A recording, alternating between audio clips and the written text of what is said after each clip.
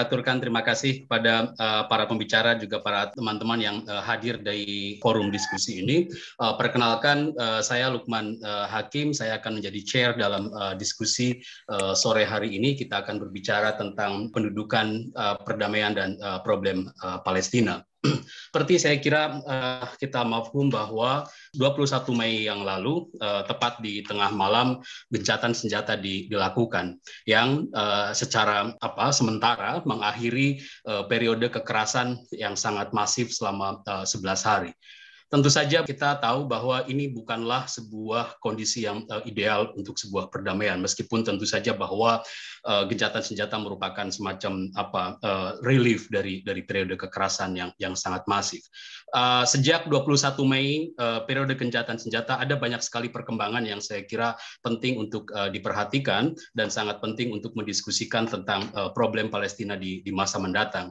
Salah satu di antaranya saya kira yang paling baru adalah perubahan rejim di Israel ketika Benjamin Netanyahu saya kira ousted from office karena saya kira koalisi pemerintahan di Israel. Tentu saja bahwa gencatan senjata tidak mengakhiri kekerasan yang berlangsung hampir dalam on daily basis, dalam setiap hari.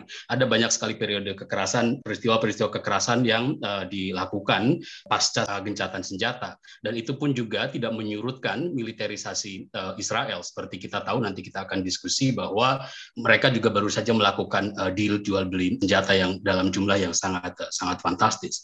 Saya kira dari segala cerita yang mengerikan dari periode kekerasan kemarin selama bulan Ramadan, ada juga sedikit angin segar yang tentu kita juga belum tahu kemana arahnya akan berhembus, yakni bahwa problem Palestina, kalau teman-teman mengikuti, mendapat coverage yang sangat luas, perhatian solidaritas yang sangat kuat berkembang hampir di seluruh dunia, terutama di negara-negara Barat, yang bukan hanya ditunjukkan dalam demonstrasi yang sangat masif, tapi juga ditunjukkan dalam solidaritas yang lebih real. Misalnya adalah solidaritas para pekerja pelabuhan di Italia, terakhir adalah pemogokan pekerja pelabuhan di North Afrika sebagai bagian dari respon mereka atas permintaan solidaritas dari Serikat Buruh di Palestina.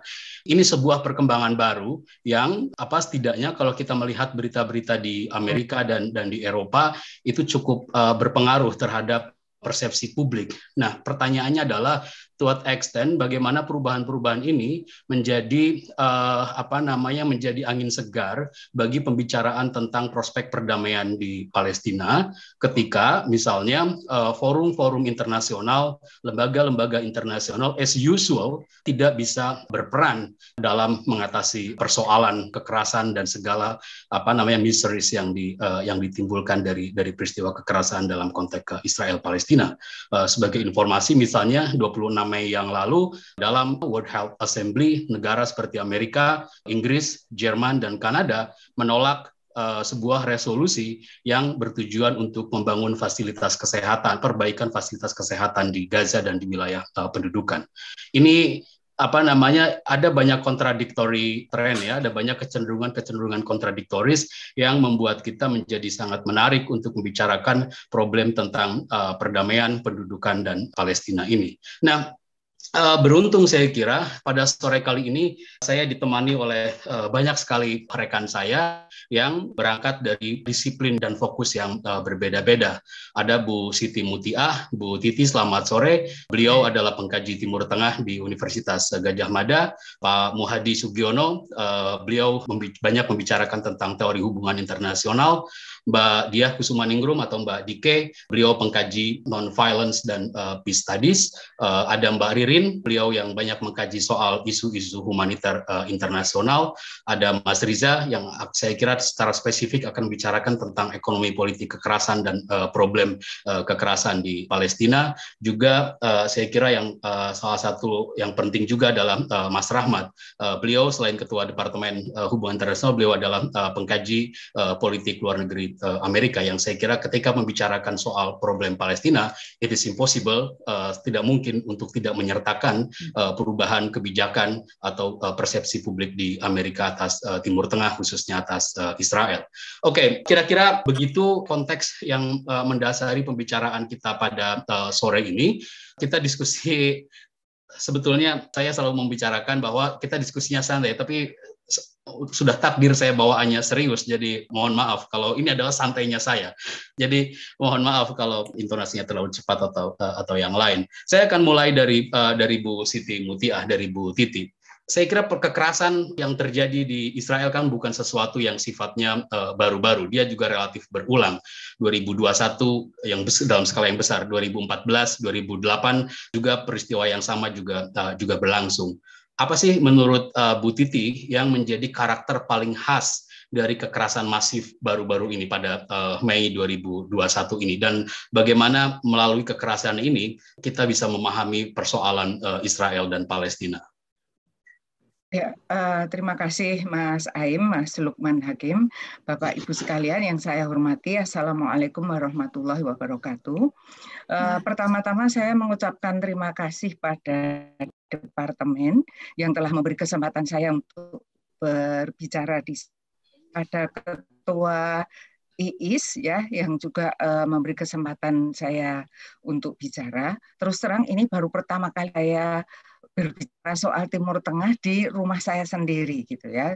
Saya baru kemarin itu masih bicara tentang Timur Tengah, melayani berbagai permintaan. Jadi saya sangat berterima kasih pada departemen yang memberi kesempatan saya untuk mengekspresikan apa yang saya tahu ya, karena saya khusus mempelajari konflik Arab Israel itu di Inggris, di SOAS, University of London, selama 2 tahun penuh itu saya belajar itu. Jadi mungkin mohon maaf kalau ide saya atau opini saya itu sangat dipengaruhi oleh dosen-dosen saya. Kalau kita melihat serangan kemarin memang tidak ada yang baru, Mas. Jadi Israel itu juga berdiri ya dengan kekerasan ya. Kalau kita mati perang ya 1948, 1956, 1967, 1982 itu yang besar. Yang sebelum itu sudah banyak konflik antara Israel yang datang ke wilayah Palestina dengan penduduk setempat ya, sampai Inggris keluar dari Palestina itu ya karena kewalahan menghadapi kekerasan Israel. Dia merasa sudah tidak sanggup ya. Kemudian keluar 11 Mei 1948 dari wilayah Palestina dan kemudian Israel mendeklarasikan itu. Jadi kalau kekerasan yang kemarin pada 25 Ramadan saat orang Palestina sedang melakukan sholat di Masjidil Aqsa kan juga yang baru menyerang terhadap Mesir. Ya, setelah perundingan Oslo tahun 1993 di Hebron itu juga orang baru sholat dibantai. Ya, kemudian latar belakang berdirinya Organisasi Kerjasama Islam atau dulu bernama Organisasi Konferensi Islam itu juga dilatar belakangi oleh pembakaran Masjidil Aqsa oleh seorang Yahudi ekstrim ya dalam tanda petik Australia ya. Jadi orang Yahudi itu melakukan kekerasan memang bukan hal yang baru dari ini, dari peristiwa 25 Ramadan 1442 Hijriah itu adalah reaksi internasional. Reaksi internasional itu masif betul kata Mas Aim ya, seperti biasanya masif, tetapi yang saya rasakan di Indonesia justru terbelah dua ya, antara yang biasanya tuh mendukung, dan saya enak saja bicara ya karena semuanya tuh mendukung Arab Palestina seperti pemerintah kita yang konsisten mendukung perjuangan Arab Palestina.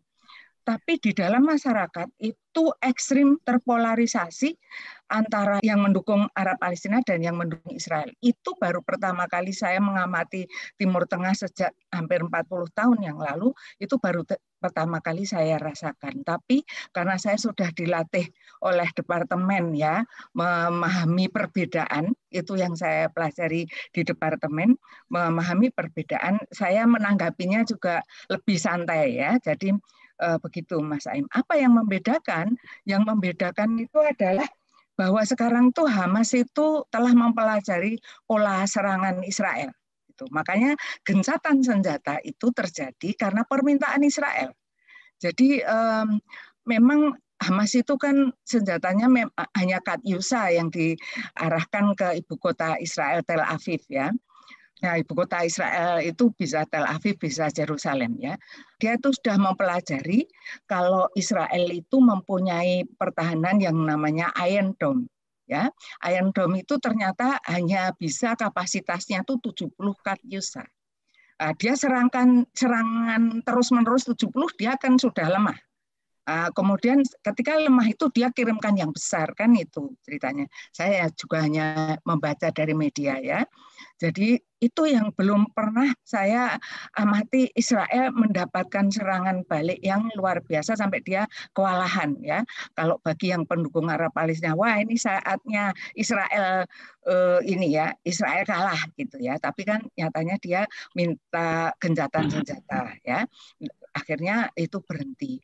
Berhenti itu memang betul Mas Aim, tidak berhenti. Sebetulnya kekerasan kecil-kecil masih terjadi ya. Jadi kalau tuduhannya itu Hamas kan melakukan human shield ya, menaruh wanita, anak-anak dan masyarakat sipil di markas dia gitu. Itu yang juga saya baca itu juga melanggar sebetulnya ya. Itu yang kalau saya Israel itu memang kejam, tapi Hamas kan juga kejam. Monggo kalau mau menilai dari mana saja, tapi kalau menurut saya itu reaksi.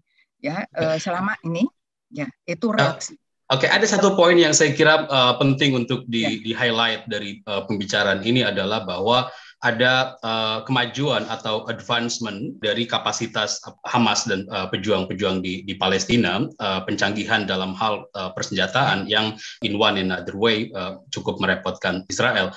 Nah, kalau kita melihat misalnya, tentu ini adalah karikatural, misalnya intifada awal-awal orang menggunakan batu, ketepel, dan yang lain-lain, sekarang mereka menggunakan roket. Of course, it is an advancement. Ini sebuah kemajuan. Tapi dengan model prinsip yang dilakukan oleh Israel adalah dengan cara melakukan disproportionate power. Apakah kemajuan ini adalah sebuah hal yang juga patut dirayakan sebagai kapasitas untuk melakukan defense, atau justru ini adalah juga menjadi problem baru untuk kedua belah pihak untuk melakukan more militarizations? Hal itu saya kira sudah sangat jelas, bahkan dalam konteks kekerasan awal deal senjata juga dilakukan. Sekarang Israel juga minta bantuan sekitar 1,7 triliun untuk revitalisasi sistem pertahanan mereka. Bagaimana Bu Siti melihat isu ini?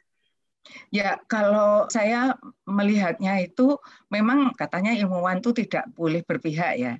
Tapi kalau saya itu berpihak, Pak. Saya berpihak pada keadilan, saya berpihak pada yang tertindas, saya berpihak pada yang terjajah gitu ya, Pak. Saya merasa Arab Palestina itu terjajah dan saya melihat ini perkembangan bagus dan saya senang bahwa Hamas itu bisa mengimbangi kekuatan Israel.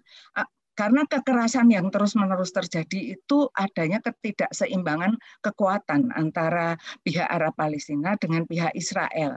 Jadi Israel merasa serangan itu menunjukkan bahwa Israel itu kan kuat gitu. Bisa menyerang orang di dalam masjid. Itu kan menunjukkan kuat bahwa orang Arab Palestina, terutama yang Islam itu tidak berdaya, makanya bisa diserang gitu ya. Tapi ternyata ada pembalasan. Itu memang satu kemajuan. Tapi ada yang saya sangat prihatin karena pengembangan persenjataan Arab Palestina itu juga didukung oleh Iran dan Rusia. Dengan campur tangan asing ini membuat konflik itu akan semakin complicated.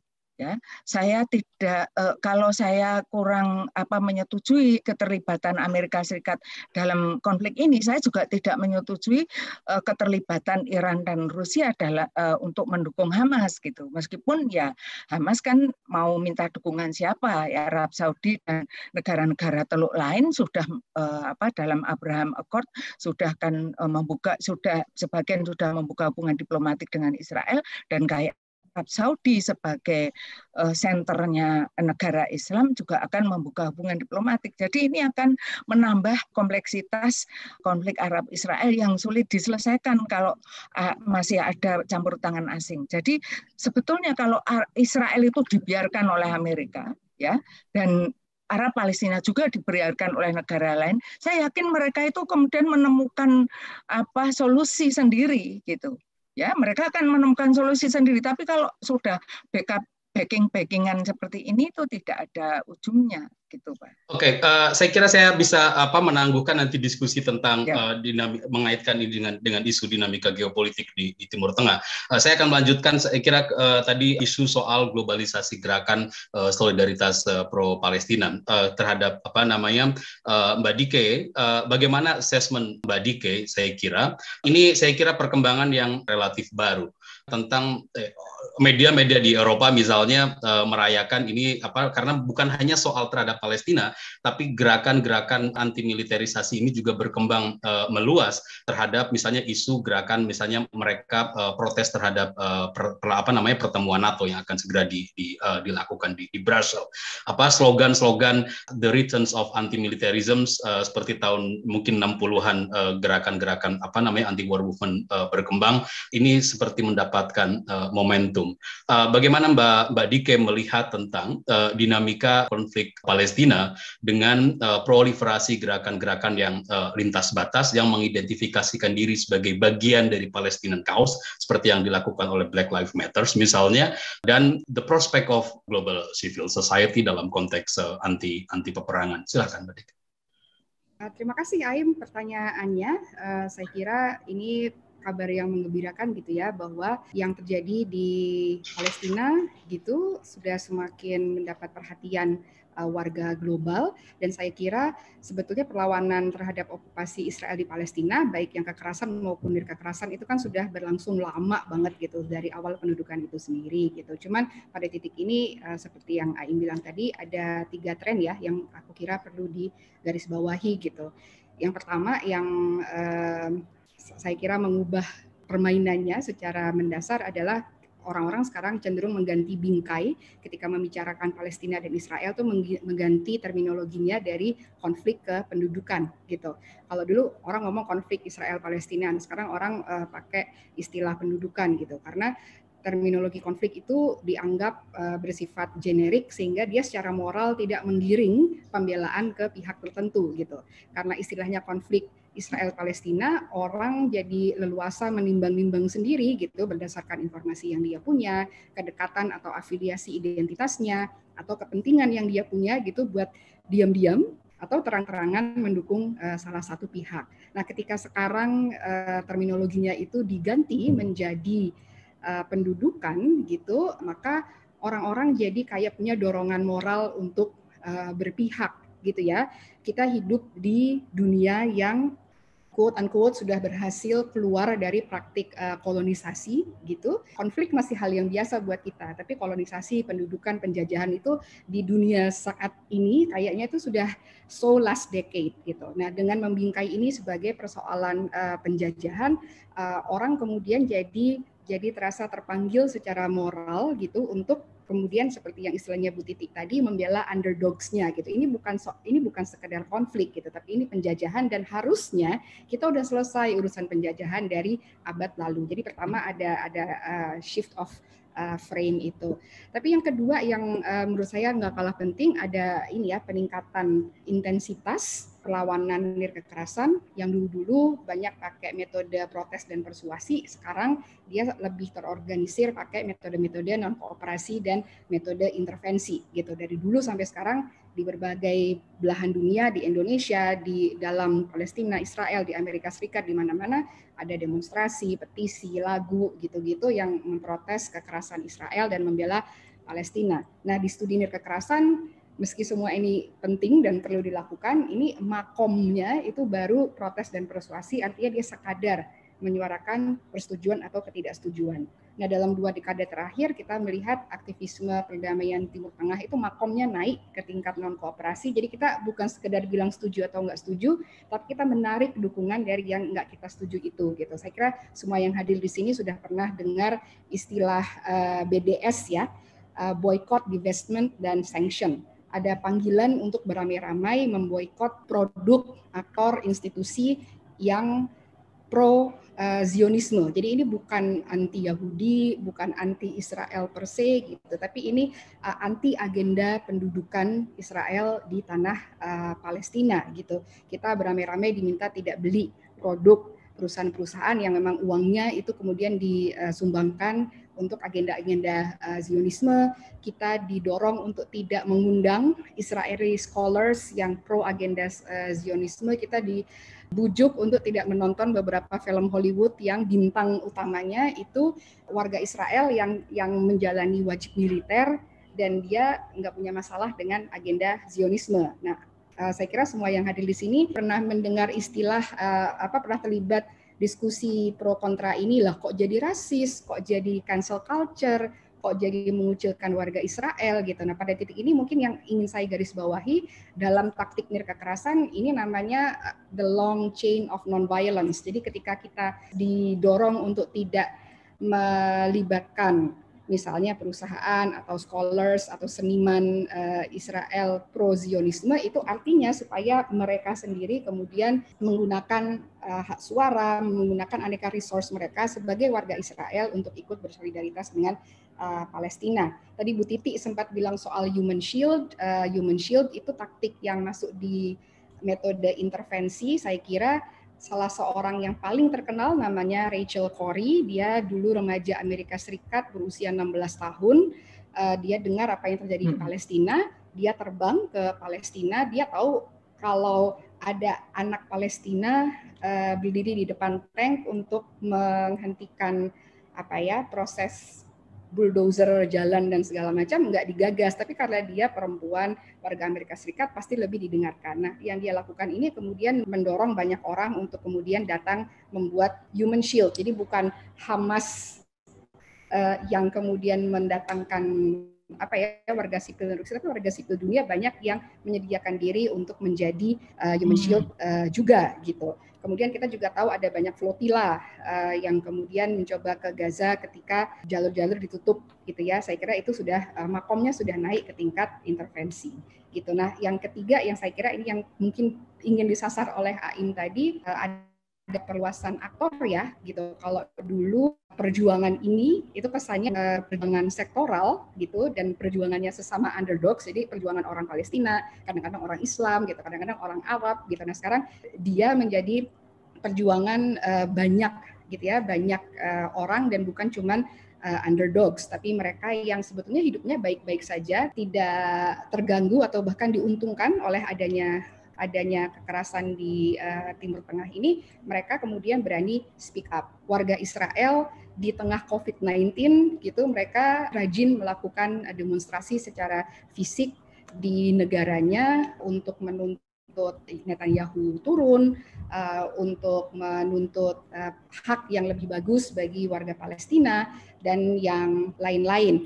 Di Amerika Serikat dulu kalau mau jadi calon presiden, kalau mau jadi calon senator dan segala macam itu mesti sowan ke Israel atau mesti sowan ke beberapa pendonor gitu ya Israel untuk mendapatkan dukungan gitu. Sekarang kita tahu ada AOC, ada Rashida Tlaib, ada Ilhan Omar dan yang lain-lain gitu yang justru bisa membawa agenda pro self determination itu ke dalam percakapan-percakapan di dalam Kongres Amerika. Jadi sekarang yang berbicara soal Palestina itu bukan lagi orang-orang yang sama-sama ada di bawah gitu ya, tapi justru orang-orang yang punya privilege, punya platform, punya resources gitu untuk calling out the big dogs gitu. Menjawab nggak, Aim? Oke, saya kira menarik. Saya follow up satu isu, terutama adalah tentang transformasi framing, yang sebetulnya ini seperti the returns of the narrative of oppression sebetulnya, meskipun saya kira dalam konteks Indonesia secara mainstream orang masih menggunakan terma ini. Ini kampanye sejak pasca Perang 67, saya kira Israel sangat masif melalui kegiatan diplomatik maupun melalui academic research enterprise untuk menjadikan isu ini sebagai isu as a regular conflict instead of the problem of occupation. Tapi ada satu hal saya kira Mbak Dike yang saya kira sangat penting untuk membedakan bagaimana problematisasi tentang pendudukan pada periode 60-an ya. Orang sebelum 67 melihat ini sebagai isu pendudukan dengan yang ada kontemporer.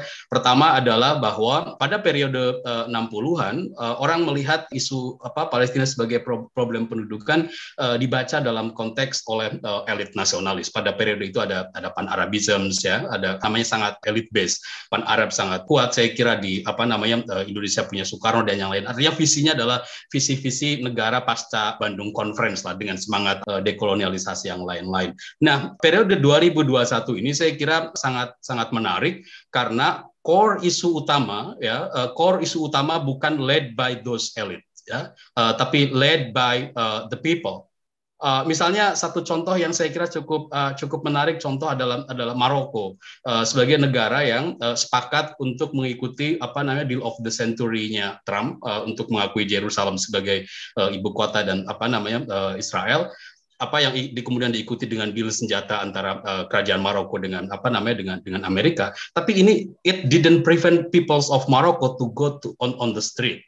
Oke, artinya ini tren-tren yang sangat menarik, bukan hanya soal bahwa 2021 menjadi return tentang globalisasi Palestina cause sebagai problem pendudukan, tapi juga narasi itu dibangun sangat transnasional, dibangun tidak dalam konteks semangat regionalisme ala 60-an yang sangat elite based, tapi people based, dan bagian besar dari mereka adalah kalangan milenial. Bagaimana Mbak Dike melihat isu ini?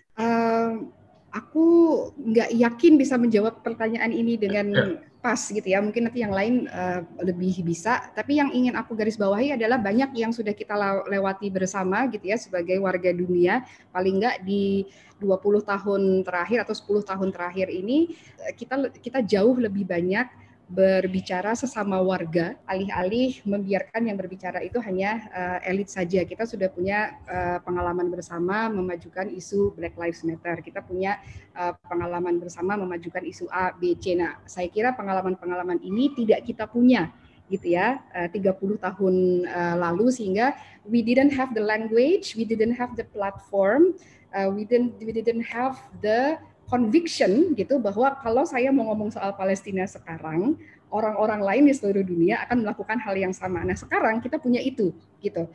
Sekarang dengan ternyata kemarin ada yang ngomong Black Lives Matter, orang di mana-mana ngomongin itu ya, baik dalam isu aslinya di Amerika Serikat maupun kemudian mengkontekstualisasi di negaranya masing-masing. Di Indonesia kan waktu itu sempat kemudian dibawa juga untuk bicara soal Papua gitu. Tapi intinya yang baru sekarang kita punya pengalaman gitu ya untuk menjadikan isu orang lain itu isu kita juga, dan itu saya kira karena tadi kita udah berhasil mengenali bahwa struktur opresinya sama gitu. Bisa jadi kita bicara soal ketidakadilan iklim, bisa jadi kita bicara soal rasisme, bisa jadi kita bicara soal seksisme, soal pelecehan seksual dan segala macam. Gitu kan, bisa jadi kita bicara soal Palestina. Nah, ternyata struktur opresinya sama, dan karena struktur opresinya sama, kemudian bahasa, solidaritas dan segala macam itu kemudian jadi bisa lebih saling meminjam gitu.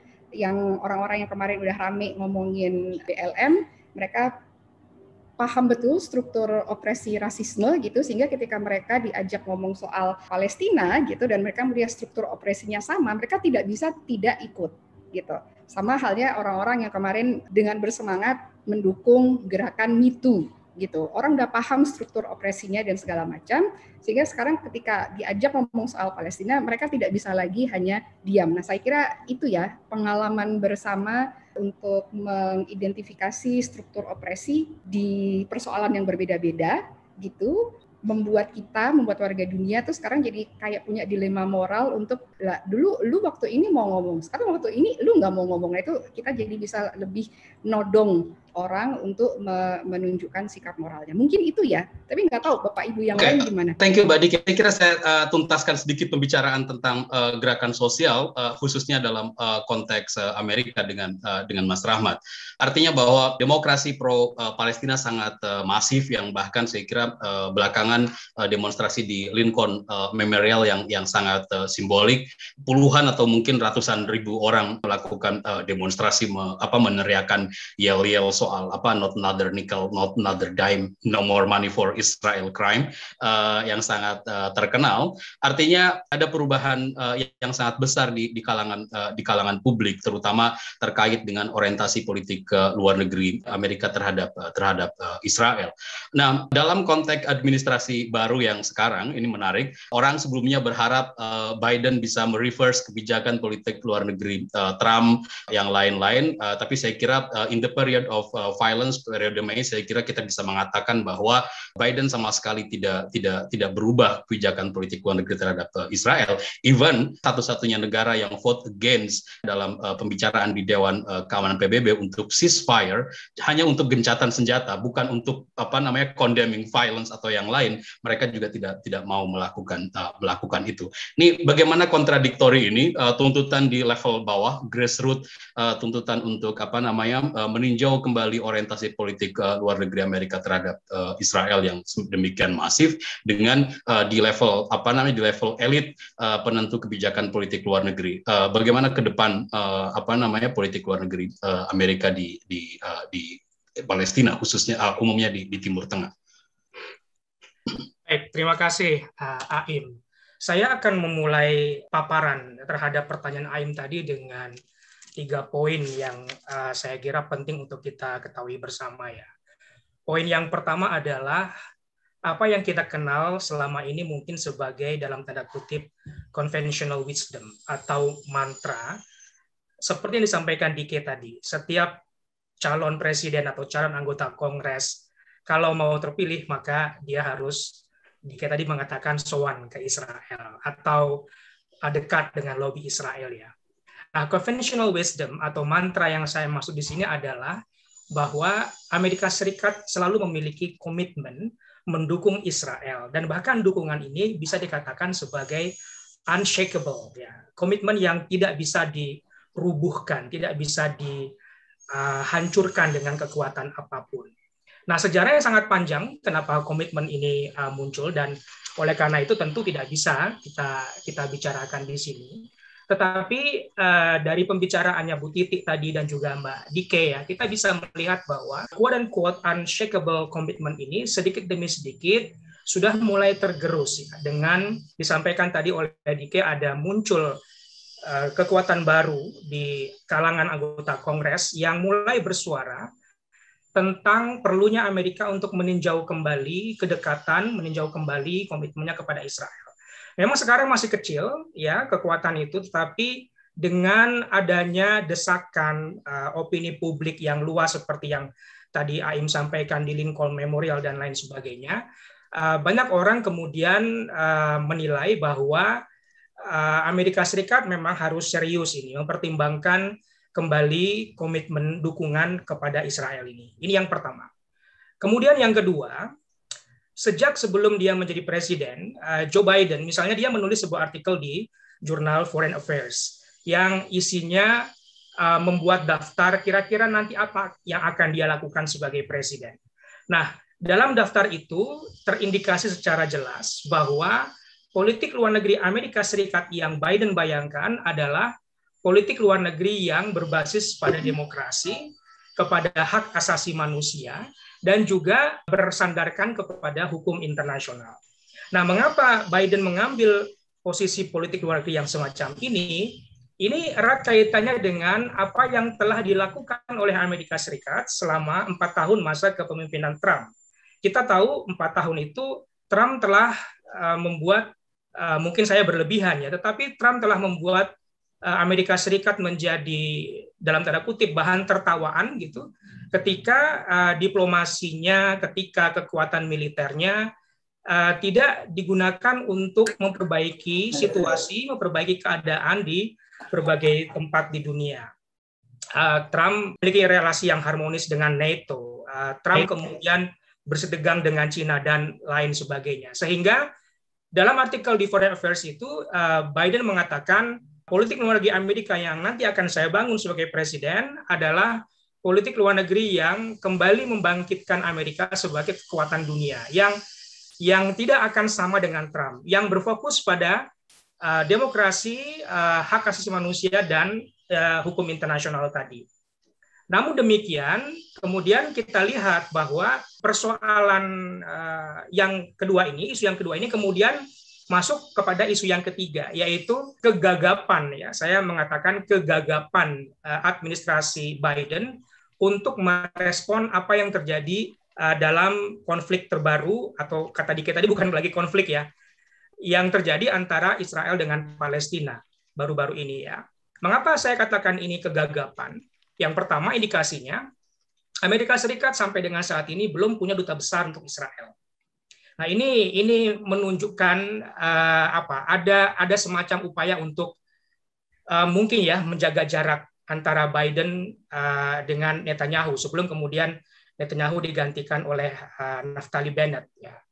Demokrat walau bagaimanapun ingin memastikan kredibilitas yang ia bangun sejak masa Obama, ketika Obama memang tidak terlalu dekat dengan Benjamin Netanyahu.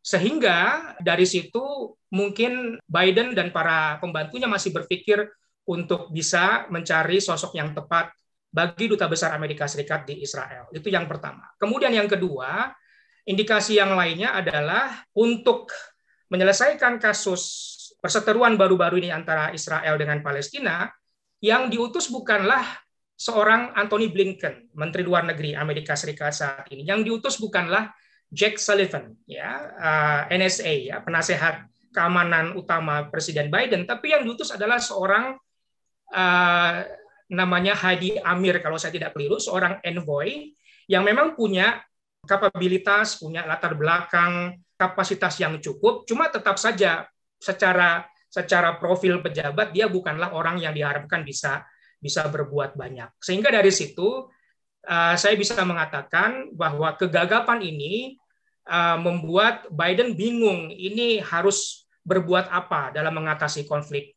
di Israel dan antara Israel dengan Palestina.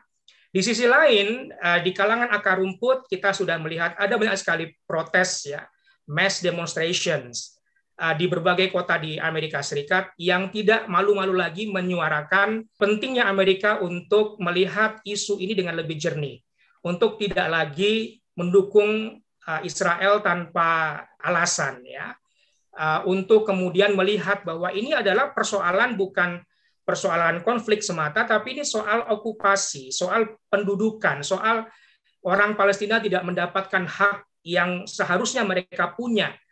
Artinya kalau pemerintahan Biden melihat kepada demokrasi, hak asasi dan lain sebagainya, maka orang-orang Palestina pun harus mendapatkan sesuatu yang serupa. Nah, persoalannya, Aim dan juga mungkin Bapak Ibu Saudara sekalian, beberapa tahun saya mempelajari isu politik luar negeri Amerika Serikat ini, sangat jarang tampaknya isu-isu internasional itu mendapatkan tempat yang selayaknya dalam diskusi publik apa yang harus dilakukan oleh administrasi pemerintahan tertentu, ya. Sehingga kadangkala isu politik luar negeri itu jarang mendapatkan tempat dalam diskusi-diskusi menjelang pemilihan presiden misalnya, karena publik Amerika Serikat mereka akan cenderung bicara tentang ekonomi, tentang pekerjaan, tentang imigrasi dan lain sebagainya daripada soal politik luar negeri. Namun di sisi lain kita juga mungkin pernah mendengar ada istilah foreign policy begins at home. Persoalan-persoalan domestik kalau tidak diselesaikan dengan segera akan berpengaruh besar kepada politik luar negeri. Sehingga kembali kepada pertanyaan Aim tadi, seberapa jauh perubahan di tingkat domestik ini akan berpengaruh kepada politik luar negeri Amerika Serikat, saya tidak bisa mengatakan dalam waktu dekat itu akan berpengaruh banyak, tetapi ada tanda-tanda yang sudah kita siapkan dari sekarang, bahwa kalau Biden mau serius, dia harus memperhatikan suara, Dike bilang tadi ada suara dari AOC, dari Ilham Omar, Rashida Tlaib, dan lain sebagainya ya, supaya isu Palestina ini benar-benar menjadi salah satu isu yang diprioritaskan dalam politik luar negeri Amerika Serikat di samping isu-isu yang lain. Sementara itu dulu, Aim. Oke, makasih Mas Rahmat. Tadi kita bicara soal polarisasi yang dipicu oleh gerakan solidaritas pro-Palestina. Saya kira isu polarisasi terhadap isu atau problem Palestina juga terkait dengan isu ekonomi politik. Sejak 67, terutama pasca 11 September, kalau kita bicara tentang Timur Tengah, bicara soal kekerasan atau pendudukan Israel terhadap Palestina selalu mengalami polarisasi.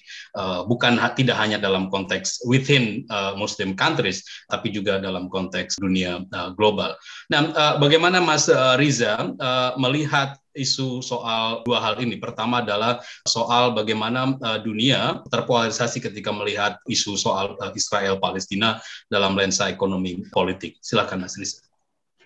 Ya, makasih Mas Aim. Jadi kalau dilihat dari kacamata ekonomi politik, dan kalau kita merujuk pada pengalaman 50-60 tahun belakangan ini terhadap konflik Israel-Palestina ini, yang jelas ini sangat terkait dengan apa yang kita kenal sebagai military industrial complex. Jadi kompleks yang didesain dengan kacamata militer atau dengan kacamata perang. Sangat kental itu. Tidak hanya di Timur Tengah, tapi juga di Vietnam, di Eropa Timur, di mana-mana. Itu saya kira peran MIC ini sangat jelas kaitannya. Sehingga kalau kita ingin kemudian membuat mungkin satu tesis atau semacam usulan rekomendasi untuk yang tadi dibayangkan oleh teman-teman sebagai transformasi, maka sebetulnya yang bisa dibayangkan adalah kita membuat yang namanya peace industrial complex, kompleks yang dibikin berdasar norma-norma perdamaian. Ini tidak mudah, pasti tidak mudah. Dan kalau kita merujuk pada siklus konflik, tahap-tahap konflik, maka sebetulnya yang kita usahakan ini kan berada di antara eskalasi dan deeskalasi.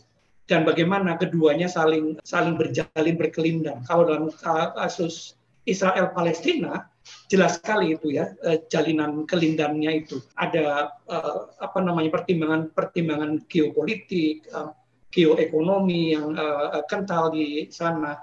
Tetapi yang memang baru dari yang kita saksikan beberapa minggu belakangan ini adalah geo yang lain, begitu. Geo yang basisnya tadi ya, bayangannya teman-teman, bayangannya Aim tadi di-drive oleh kekuatan transnasional yang normanya sungguh berbeda dengan norma yang dikembangkan selama ini.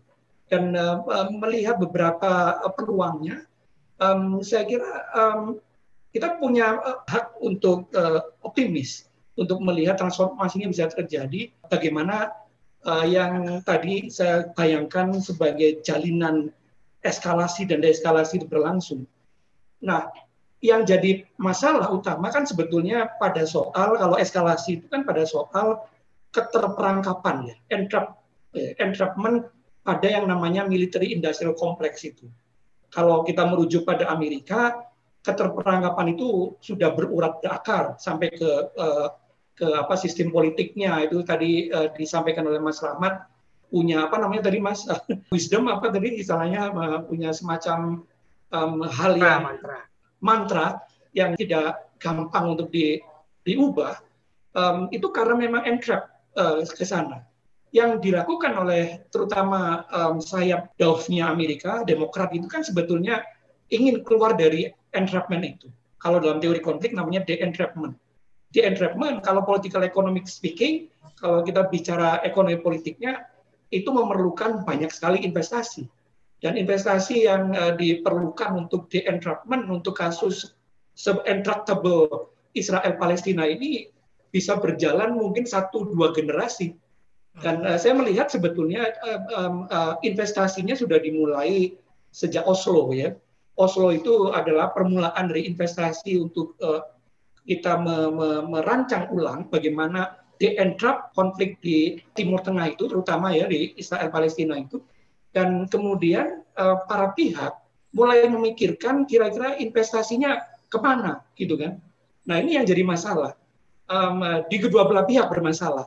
Di Israel jelas bermasalah karena kemudian tadi sudah disampaikan oleh Bu Titi, oleh Dike juga, mereka seperti terperangkap dalam situasi yang sebetulnya sudah harus ditinggalkan, tetapi masih saja ada, gitu, yaitu persoalan-persoalan kolonialisasi. Di sisi yang sebaliknya, yang Palestina juga ada yang yang tadi diwakili oleh misalnya kelompok-kelompok semacam Hamas, yang saya kira wajar, itu secara real politik atau wajar keberadaan. Tetapi yang perlu kita perhatikan adalah sejak Oslo sebetulnya sudah ada semacam gentleman agreement di antara para pihak yang terutama yang garis keras ini untuk bisa menjalankan humanitarian koridor yang basisnya nanti humanitarisme. Sudah ada.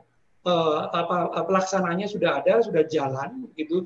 Kita ingat misalnya di insiden flotilla itu kan juga koridornya jelas sekali ya, dijalankan oleh pihak-pihak yang ini, tapi juga difasilitasi oleh mereka yang terperangkap dalam MIC tadi itu, Military Industrial Complex. Tapi sekarang berubah ke sana, dan saya kira sekali lagi bulan Mei lalu kita menyaksikan itu. Menurut saya ini bukan yang pertama, ini sudah fondasinya sudah terbentuk sejak Oslo. Kemudian kita tahu ada intifada. Intifada itu meskipun kekerasan ya, tetapi sebetulnya kalau kita lihat bagaimana dia berjalan, bagaimana dia dilakukan, itu normanya cukup jelas. Yaitu dia tadi yang oleh Dike digambarkan beyond conventional approach menyelesaikan atau mengelola konflik ini. Sehingga yang saya bayangkan, politically, economically speaking, saya kira Presiden Joe Biden sekarang sedang berpikir keras bagaimana mengembalikan semangat itu lagi. Setelah ada disruption sebentar 4 tahun di bawah Trump itu, Amerika perlu balik lagi ke sana dan mulai lagi membangun itu. Walaupun sebetulnya memang kita tidak bisa terlalu optimis karena memang beban yang diambil oleh Amerika sekarang ini terlalu berat. Jadi Israel Palestina Timur Tengah bukan satu-satunya PR beratnya Joe Biden, tapi ada yang lebih berat lagi yang namanya climate itu iklim, itu mungkin setara dengan Israel Palestina, dan itu juga memerlukan banyak energi, banyak fokus dari politik luar negeri Amerika. Sehingga sebetulnya yang bisa kita bayangkan untuk bisa lebih bermain di sana adalah Uni Eropa, atau yang tadi disebut Bu Titi, Rusia, China, dan bahkan kita bisa masukkan Iran di dalamnya sebagai kekuatan yang bisa kemudian memfasilitasi kembalinya lagi rezim Peace Industrial Complex yang saya sebut sebagai kompleks industri yang basisnya adalah perdamaian, gitu. Makasih Mas Riza. Saya kira ini nanti kita akan sambungkan bicara dengan Mas Rahmat, terutama terkait dengan politik luar negeri Amerika, dan saya kira ini salah satu isu yang juga penting. Artinya bahwa saya sepakat bahwa persoalan geopolitik yang dihadapi Amerika bukan hanya Timur Tengah, tapi justru kita bisa curiga kalau kita melihat tren yang ada, misalnya justru mereka berpindah orientasinya ke isu Cina. Bagaimana misalnya negara-negara NATO dan Amerika sekarang secara sangat eksplisit menjadikan Cina sebagai ancaman geopolitical and geoeconomic test of the century dalam bahasa Antony Blinken. Dan tentu ini juga nanti akan melahirkan dinamika yang kita tidak bisa memprediksi. Kalau Mas Riza membayangkan bahwa there will be more international effort ya dalam konteks manufacturing, dalam bahasa Mesir Peace Industrial Complex di Palestine, bagaimana ketika misalnya kebijakannya kemudian geopolitiknya akan pindah ke isu soal countering China, sementara di sini gerakan-gerakan yang tadi dibayangkan sebagai satu positive signal will be evaporated, akan segera menguap. Tentu saja ini adalah spekulasi, tapi it's possible, it's a possible scenario. Bagaimana saya kira Mas Riza dan Mas Rahmat membaca ini, karena saya kira ini sangat connected. Memang kalau kita lihat ya, di tahun-tahun terakhir ini Cina menjadi musuh bersama dari Amerika Serikat dan sekutunya ya. baru-baru ini saja kita lihat bagaimana pertemuan G7 juga menghasilkan sebuah dokumen yang sangat keras mengkritik Cina, bahkan membayangkan Cina sebagai ancaman bersama yang harus di-contain gitu. Nah, menurut saya ini bukan satu hal yang aneh ya, Aim, karena saya melihatnya lagi-lagi ini, kalau dalam bahasa sederhana ini, kumpulan anak gede yang nggak mau kalah dengan anak kecil ya. Mereka yang mungkin merasa akan kehilangan privilege, kehilangan hak-hak tertentu, kehilangan dominasi karena kebangkitan Cina, maka mereka harus berusaha containing China at all cost. Dalam berbagai isu, dalam berbagai situasi, Cina harus ditentang. Nah, tapi kalau ini dikembalikan lagi kepada isu kita tentang pendudukan, kemudian situasi di Palestina, maka menurut saya Cina dia bisa jadi prioritas, tapi seperti yang dikatakan juga oleh Mas Riza tadi, bahwa isu Israel dan Palestina juga harus menjadi prioritas yang tidak kalah pentingnya dari pemerintahan Biden ya. Prioritas pertama tentu mengatasi pandemi. Kemudian yang kedua adalah mengatasi persoalan ekonomi Amerika Serikat, economic recovery.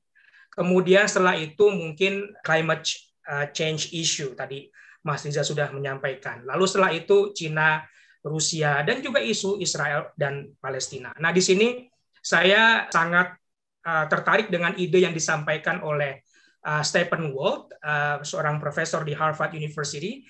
Ketika dia menulis di jurnal atau majalah Foreign Policy, dia bilang isu Israel-Palestina ini akar masalahnya adalah karena Amerika Serikat punya yang namanya special relationship dengan Israel.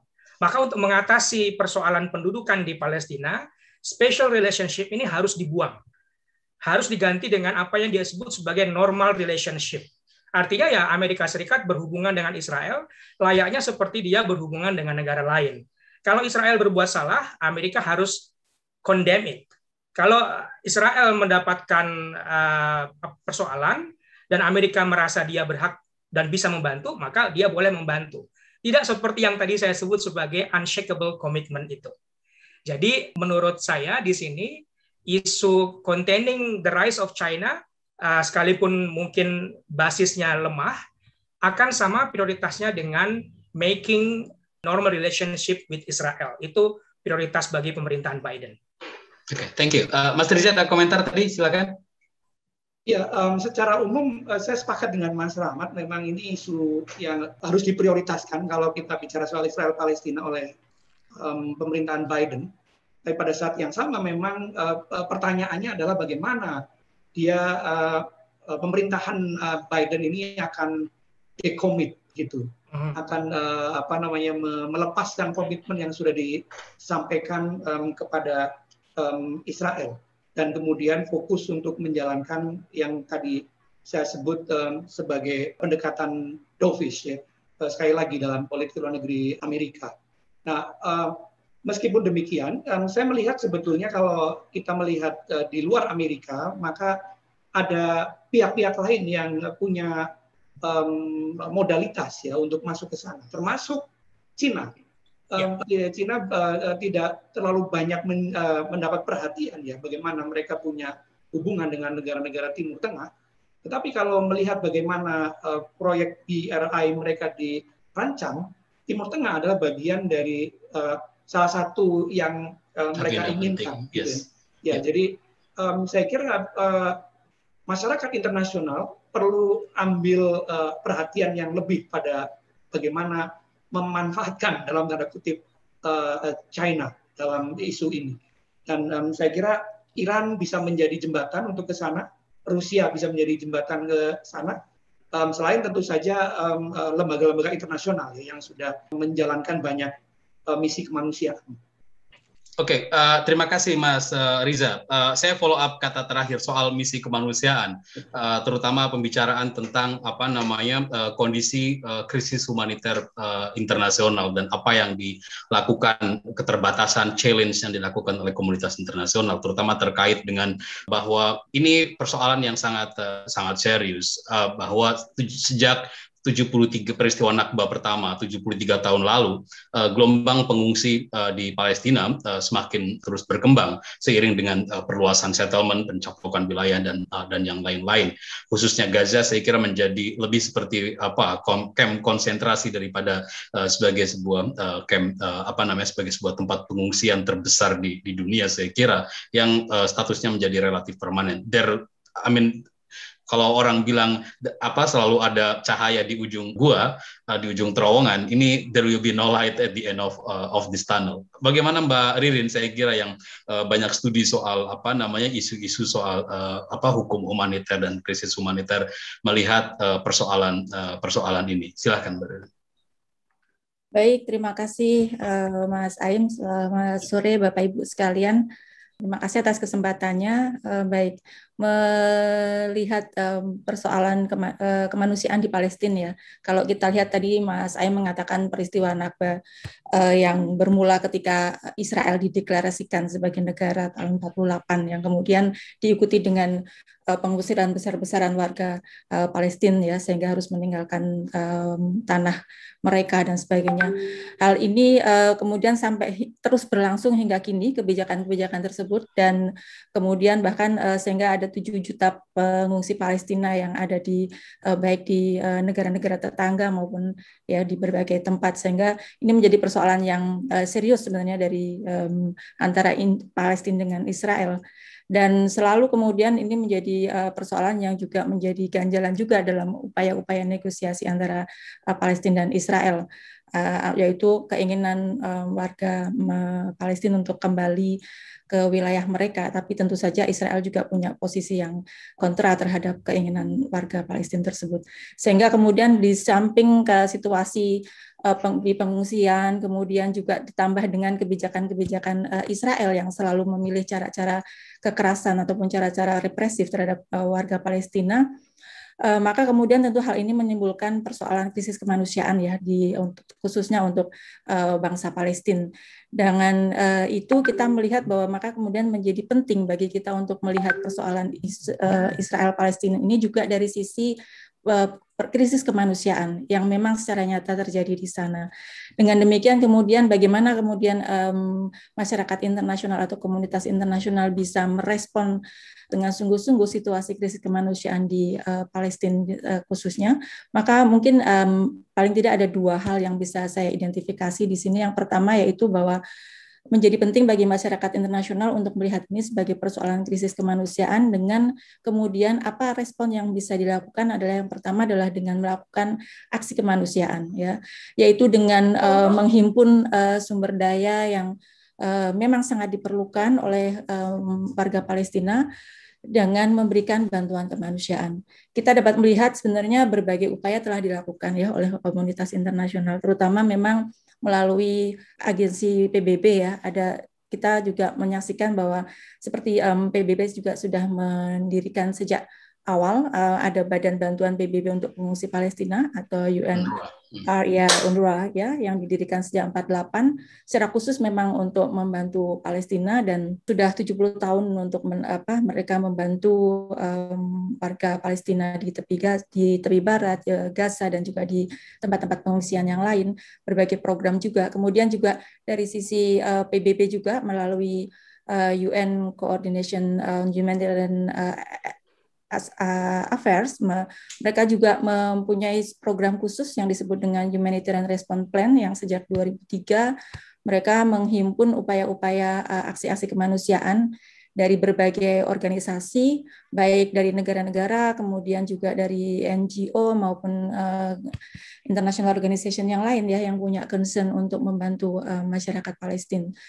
Dan kemudian tentu saja ada banyak organisasi yang lain, termasuk Uni Eropa juga termasuk kalau di combine bantuan mereka juga cukup besar untuk warga Palestina. Di luar itu juga tentu ada negara-negara yang juga memiliki concern, perhatian, dan komitmen untuk membantu warga Palestina di sana. Termasuk Indonesia ya, kita sangat mendukung bahwa pemerintah Indonesia tentu terus untuk membantu mengatasi persoalan krisis kemanusiaan di Palestina ini, termasuk juga untuk secara khusus mendukung perjuangan bangsa Palestina seperti yang sudah kita lakukan selama ini. Dan hal yang kedua yang menurut saya juga cukup penting adalah dengan melakukan apa yang disebut dengan diplomasi kemanusiaan. Mungkin satu hal yang bisa kita garis bawahi di sini bahwa ketika bicara tentang diplomasi kemanusiaan sedikit berbeda dengan diplomasi yang layaknya dijalankan oleh negara-negara yang fokusnya adalah untuk mencapai kepentingan nasional atau national interest ya, untuk kepentingan ekonomi atau kepentingan politik. Tetapi ketika kita bicara mengenai diplomasi kemanusiaan di sini, kita melihatnya bahwa aksi atau diplomasi yang dilakukan oleh para aktor tersebut lebih didorong oleh nilai-nilai kemanusiaan dan untuk tujuan nilai kemanusiaan.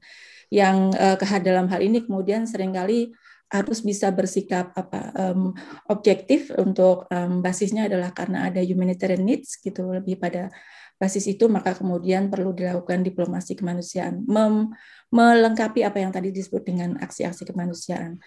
Dan saya kira kita juga bisa melihat bahwa salah satu hal penting ya kita adalah dengan apa yang disebut dengan diplomasi kemanusiaan adalah juga termasuk dalam hal ini kalau kita bisa merujuk pada prinsip atau emerging norms yang sudah dijadikan prinsip oleh PBB saat ini, misalnya disebut dengan prinsip responsibility to protect ya. Saya kira juga ini menjadi penting bagi komunitas internasional untuk mensikapi krisis kemanusiaan yang ada di Palestina ini dengan menerapkan prinsip responsibility to protect. Kalau kita melihat dari bagaimana implementing R2P, maka pertama adalah penting untuk masyarakat internasional untuk bisa mendesak otoritas tempat, dalam hal ini baik otoritas Palestina sebagai negara yang didirikan oleh warga Palestina sendiri, maupun khususnya juga untuk pemerintah Israel, karena bagaimanapun pemerintah Israel adalah otoritas occupied power-nya yang memiliki kewajiban berdasarkan hukum humaniter internasional, khususnya Konvensi Jenewa 49, harus memberikan perlindungan kepada warga di wilayah pendudukannya tersebut. Nah, tetapi kita lihat selama ini bahwa seringkali justru Israel melakukan tindakan-tindakan atau kebijakan yang cukup represif ya, dan melanggar HAM secara kentara, dan kemudian hal ini juga bisa ditunjukkan dengan berbagai UN resolution ya yang sudah dikeluarkan untuk mengingatkan Israel, tetapi mereka tetap juga melakukan seperti itu. Nah, sehingga kemudian penting untuk dilakukan diplomasi untuk mendesak kedua pihak-pihak yang bertanggung jawab untuk betul-betul menjalankan responsibility mereka untuk memberikan perlindungan kepada warga di Palestina gitu. Dan ini saya kira juga penting, termasuk juga diplomasi untuk menegosiasikan agar Israel menghentikan atau tidak lagi melakukan blokade terhadap wilayah Palestina, sehingga tadi masyarakat internasional atau komunitas internasional bisa dengan lebih mudah memberikan bantuan kemanusiaan yang memang sangat diperlukan oleh warga di sana. Mungkin sementara itu dulu, Mas Aim. Makasih Mbak Ririn. Saya kira ada hal yang sangat menarik.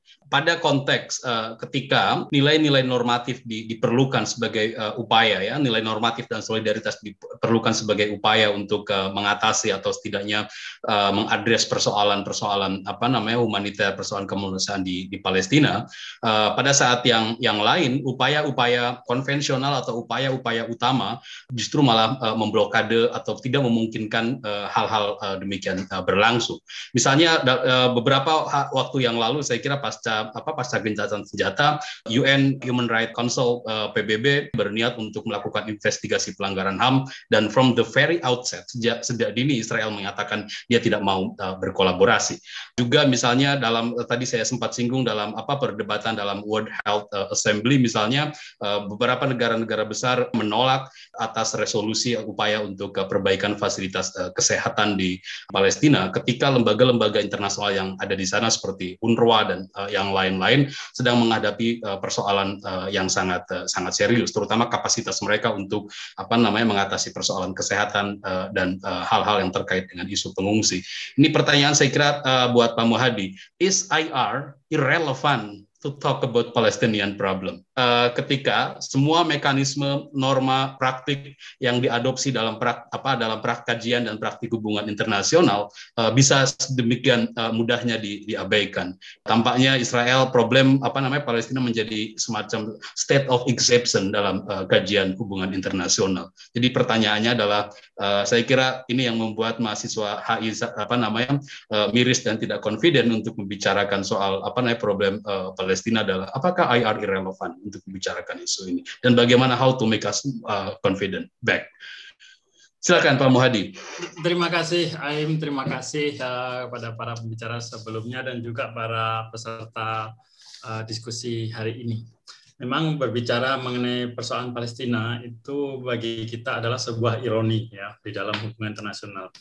Jadi kalau kita lihat tingkat kekerasan, ketidakadilan, kemudian pelanggaran HAM dan sebagainya yang dialami oleh Palestina, warga Palestina, sebenarnya sudah sangat dikenal, ya sudah diakui bahwa ada peristiwa-peristiwa itu dan dokumen-dokumen yang dihasilkan sudah cukup banyak ya untuk bisa diambil tindakan. Tetapi ketika kita bicara tentang tindakan, ini yang menjadi persoalan. Kenapa tidak pernah ada tindakan-tindakan yang konkret yang bisa kemudian setidak-tidaknya menindaklanjuti temuan ataupun fakta-fakta tentang pelanggaran, kekerasan, dan sebagainya yang ada di Palestina. Situasi yang sangat ironis ini sebenarnya bisa dipahami dengan melihat bagaimana sebenarnya masalah Palestina ini ada di dalam hubungan internasional. Nah, dalam hal ini sebenarnya sangat menarik untuk melihat di mana sebenarnya Palestina itu di dalam hubungan internasional.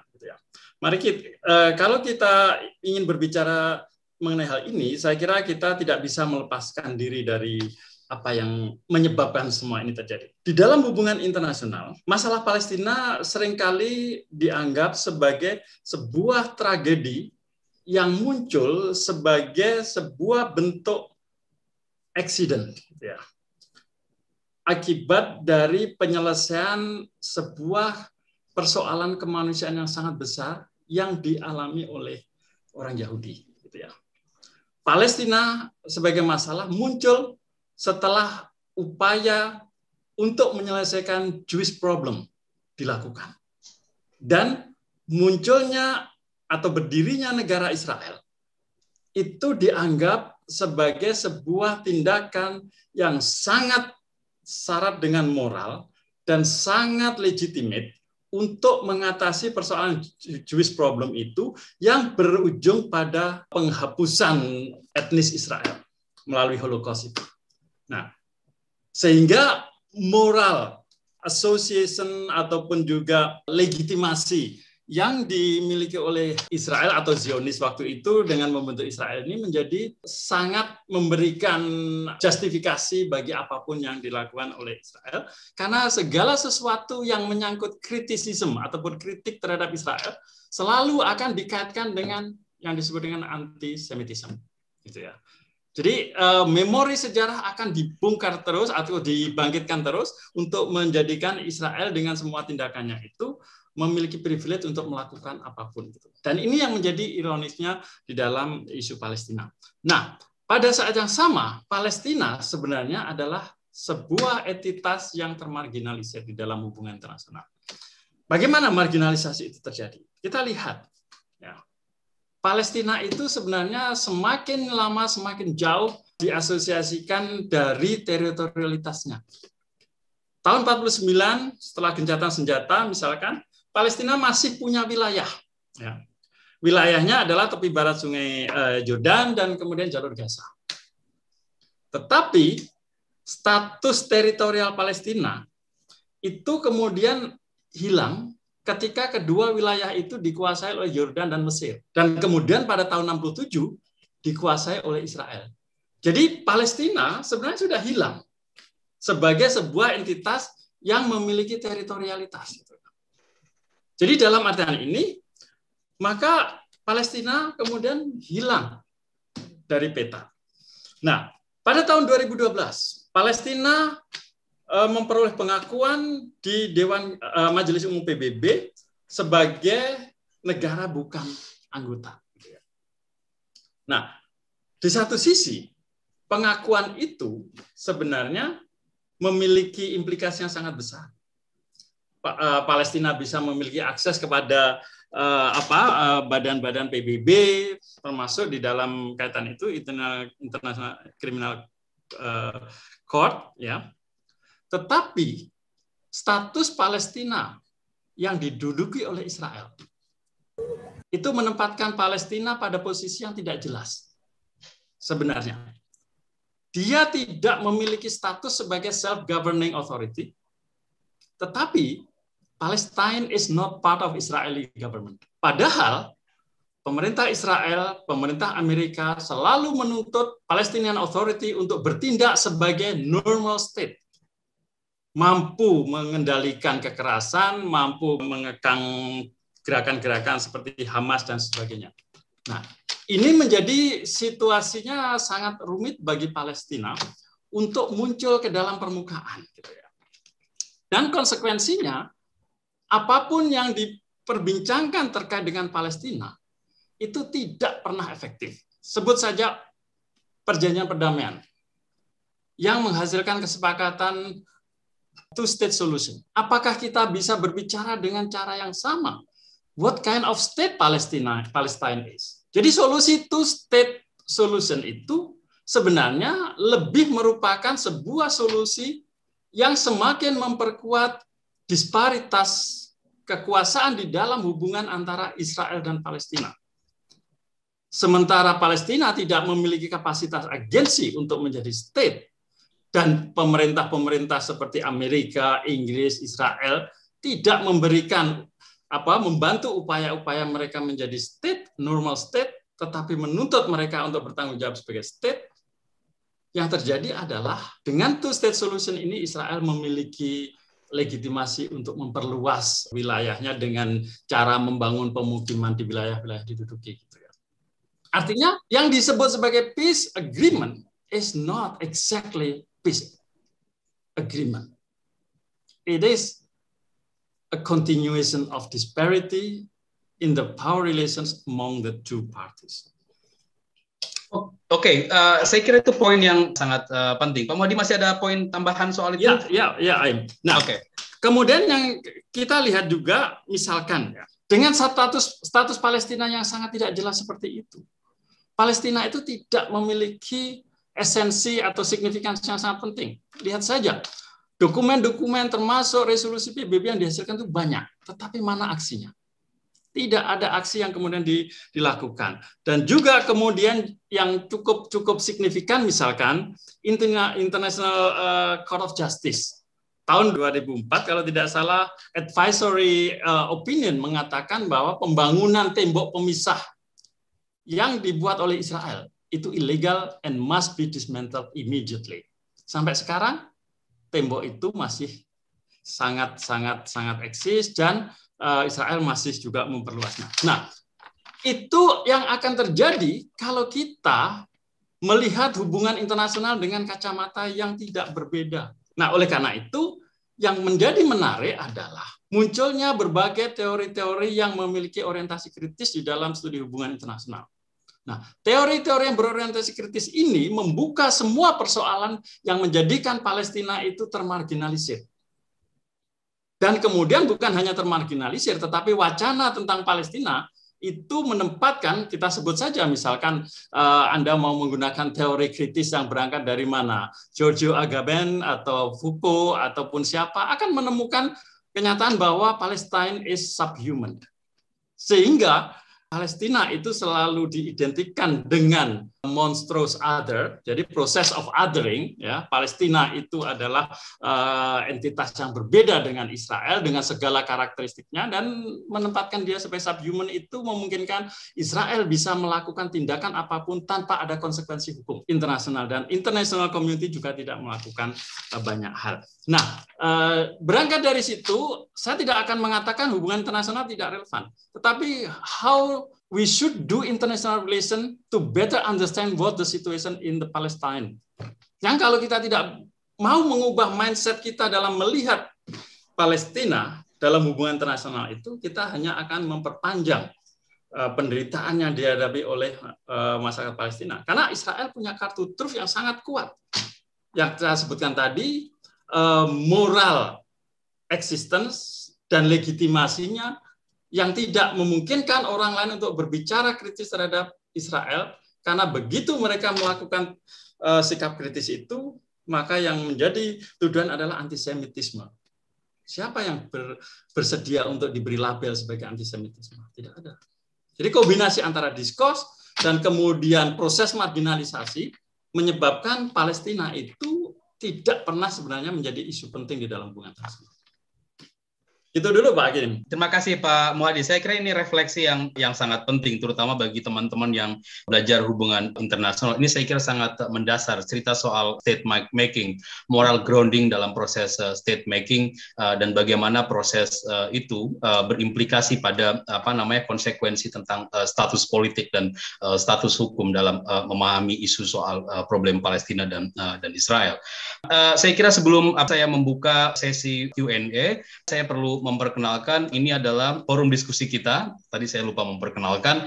Ini adalah IIS Strategic Talk Institute of International Studies. Ini adalah platform baru dari IIS untuk mendiskusikan isu-isu kontemporer melalui berbagai perspektif. Di edisi yang pertama ini kita membicarakan soal perdamaian pendudukan dan problem Palestina. Semoga di sesi-sesi yang lain kita bisa membicarakan lebih komprehensif atas isu-isu kontemporer yang lain. Oke, itu sekedar pengantar atau perkenalan forum ini, Strategic Talk, dan mudah-mudahan ke depan kita bisa bertemu kembali di forum yang sama. Oke, saya kira kita masih punya waktu yang saya kira tidak cukup banyak, sekitar 20 menit untuk Q&A atau komentar atau apapun. Silakan Bapak Ibu, jika ada komentar, pertanyaan atau tambahan, dipersilakan untuk tangan. Untuk termin pertama saya kira saya buka untuk tiga penanya atau tiga komentator. Oke, ada Riko, ada Vicky, ada siapa lagi? Sorry, saya tidak membuka semua layar. Ada lagi? Oke, saya kira kita ada Ibu Yuli. Selamat datang Bu Yuli Mumpuni. Selamat datang di forum. Terima kasih sekali dan terhormat sekali forum ini dihadiri Bu Yuli juga. Oke, silakan Mas Riko, lalu Bang Vicky dan Bu Yuli, silakan. Selamat sore Mas. Terima kasih buat kesempatan yang diberikan untuk memberikan pertanyaannya.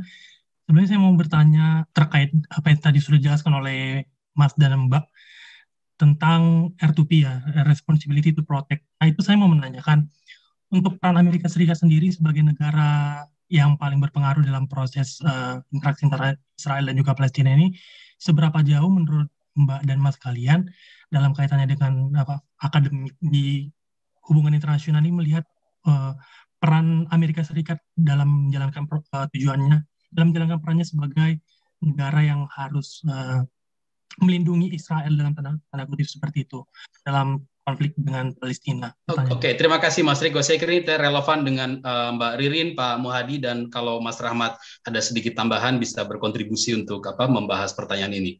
Yang kedua, Bang Vicky, silakan. Oke, makasih Mas Aim. Ya, makasih juga semuanya. Saya terus terang dari Bu Siti, Mas Rahmat, Pak Muhadi, Bang Riza, ya, Mbak Dike, dan Bu Ririn ya terakhir.